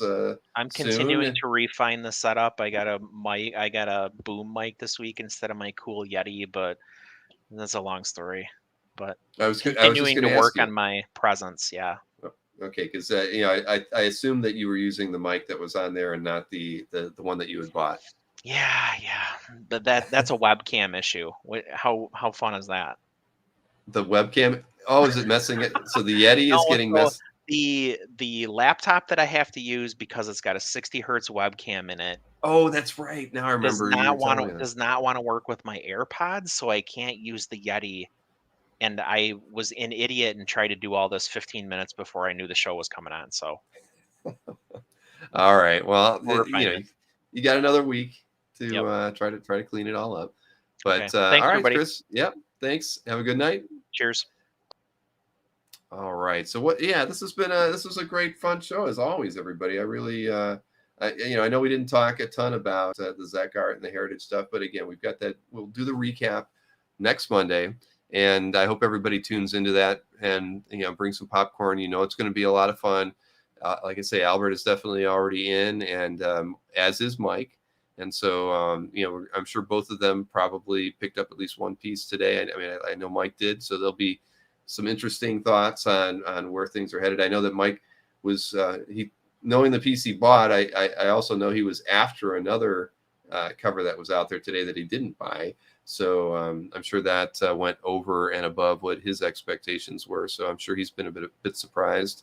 Let's see. What are you asking, Michael? Bill or anybody else in the chat? If you don't own an oversized scanner, what is the best way to get a high quality image of your original art? You know, I mean, you can always use your cell phone, and there's that, what is it called? I can't even remember the name of that app that a lot of people use on their phones called Web. I can't even remember. Somebody's going to tell you in the chat. But your phone can work. It's just, it's Cam Scanner or something, isn't it? Is that what it's called? Cam Scanner? I can't remember. Somebody will tell us. But Cam Scanner. All right, Chuck. Thank you. Thank you. I appreciate that. Cam Scanner is the app that a lot of people use on their phones to get a decent scan. That's it's a bit of work, but it does work well. Cam Scanner. Yep, Cam Scanner. All right. So, you know, at the end of the day, it is, you know, scanners aren't that expensive. They are affordable. They just take up a lot of space. I mean, let's see, find back here is an Epson, and it's got it could do everything. It's got a fax. It's got, it's a printer, copier, everything. And it's clearly, you know, bigger than a bread box, but it does the job. And what's the model on it? It's the Epson Workforce WF7840, and they cost about $250, $260, I think. And I bought mine on Amazon, free shipping as a Prime member. So, you know, if you got the space, I would definitely encourage you to get a decent scanner. That one is networkable, so I've just actually plugged an Ethernet into it, and everybody in the house can use it to scan off of or print. So it was definitely a good investment. I mean, I got 2 kids who are technically homeschooled still, and so having something like that around the house really works well. But yeah, if you can't afford that, phones do work fine, and Cam Scanner is a good app. A lot of people use it. The main thing is lighting is your main challenge. So yeah, that's the only thing I'd ask, is you can definitely see, you can tell the difference from a well scanned, you know, properly scanned artwork to one that was shot with a phone, no matter what the app was, by the lighting. You just try to at least set yourself up where, if you can have it standing up when you photograph it, it's going to be better, because you can usually get some better light on it. If you're laying it down flat on the table, it's usually, you can tell those a mile away, and they look like bad eBay scans or photos that people use to post to sell their artwork. So I would try to at least set yourself up with some way of keeping the artwork vertical and having at least some side lighting when you're taking the photograph. So then the image is not going to turn out dark, and it'll look a lot better. So that is my 2 cents on that. And like Chris said, yep, large scanner, it's definitely worth the money at the end of the day. I mean, I use it all the time. I mean, if I'm not using it to print something, I definitely am using it to scan my artwork. So that is true. The free Cam Scanner puts their logo on the scan, and the paid version doesn't. So if you're going to use Cam Scanner, pay whatever it is. Probably, I'll assume, probably $10. But it does leave their logo on it when you use it. That's how you know when people are using the free version and posting their stuff on CAF. Yep, standing it up. Yep, there you go. So at any rate, so yeah, that's that. And I know I saw a few questions earlier. I apologize that I didn't answer them while we were showing the artwork, but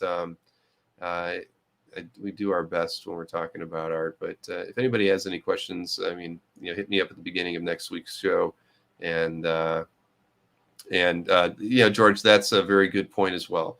If you can get natural light, it's far better than pretty much anything else you can use. I mean, unless you're going to have, like, I've got a couple of ring lights that we use, to light me up here. If you have something like that, you can usually get a good shot using that kind of lighting as well. But yeah, you know what? Good topic for CAFU. Scanning and photographing were definitely on the list. And I had a call with Jeff Wedding today, where we kind of reviewed the video. We kind of talked about the video that we've already shot, because I haven't had a chance to edit it. As soon as the Perez video edits over, I'm jumping back into the CAFU material. And he and I talked about some things that we're going to add to the storage CAFU piece, the art storage piece, that he's going to reshoot a few things on his own for me. But we're definitely, at least we're back to talking about it. I have to believe that in February we'll at least get 2 episodes of CAFU out there. So I'm looking forward to moving back onto that topic that we've talked so much about and haven't gotten any traction on. But scanning is a big part of that, and photographing artwork will definitely be another topic that we will focus on. So there you have all that. So I'm going to call it a night. It's been 2.5 hours. It's already 11:30 here, but again, thanks for tuning in on this. I've got the next 3 days off, which is nice. I'm going to be focused on my taxes. I haven't told anybody, but the mini golf sale is going to happen. I am getting the purchase agreement documents next Tuesday to review with my attorney, and I can safely say that by the end of February, I will no longer own a miniature golf course. That's kind of my big news, and something that I've been working on a bit. That was part of the reason I came back early from Florida while they all stayed down there, was to kind of get this deal finally ironed out and get Chips Clubhouse off of my to-do list. So that's a big thing for me, and I'm really glad. I did have to ask the guy. I said, I've got to be able to do a farewell to all my customers that have been loyal to that miniature golf for the last 13 years. So they agreed that like around June 1st, I would do kind of a passing of the torch, but also do kind of a farewell to all these people whose I think lives I've made better here in Chardon, Ohio, the last 13 years, providing wonderful family entertainment to them all. So that'll be fun. I'll definitely videotape that and share it with you guys, so you can see me saying goodbye to the legacy that I will have left in Northeast Ohio. But it's great to have it off, have it done, and it's going to basically help me make it so that I hope when I finally move down to Florida, I'm just going to use the funds that I've got from that and the sale of this house, and I'm going to go down there and I'm going to be mortgage free. That was my goal. Just to sort of feel like I'm retired, but I'm not retired. But I wanted to kind of get to that point. I always felt I would get to this point when I was 50, and it looks like it's going to be 54. But I'll take that. It's been a lot of work and a long time coming. But everybody knows what a struggle running that business has been for me for so long. But I'm looking forward. I feel like I'm at a really important transitional point in my life, where being able to put that project behind me. So I'm really excited once that's where I don't have to think about it anymore, and being able to focus more on CAF and this hobby. It means a great deal to me, and I feel like I've always spread my focus while I own that business. And so this is it's been a long time coming, and I'm looking forward to being a better servant to all of you here on the channel and also on CAF, and just it's going to be a lot different me after the I don't have to think about the golf course any longer. So you got that right, Scott. That's kind of, it's all, the timing is everything, right? And I think that the timing is perfect for this, and it's worked out. And the great thing is, for me, I'm selling it to a guy who's the same age as I was when I started Chips. He's got 2 young kids. He grew up here, so he's a local, which I never was. So I think this is like the best possible situation for me. I'm passing something to a guy that has the same energy and ambition that I had when I started it, and I'm passing him something that makes money right from the get-go. I mean, it's he was all apprehensive. I'm like, well, dude, you're paying this, but you're guaranteed this much money every year to start. I mean, I feel like I'm stupid for selling it, but it's time to move on. So I just feel everything about it feels great. I mean, the legacy and the fact that I'm handing it over to somebody who's probably gonna make it even better than I did. So, yep. So, yeah, we're all still here, Ron. It's been a long show. All right, I'm calling it a night. But again, thanks everybody. Again, next week is going to be busy. Heritage recap on Monday. George Perez, thank you, virtual thank you card premiere Tuesday. Dueling Dealers on Wednesday, and of course another CAF update on Thursday. So lots of things going on next week. Hope everybody has a great weekend, and I will see you again on Monday with Mr. Berkey and Mr. Moy. And that's about all I got, everybody. So take care and enjoy your weekend.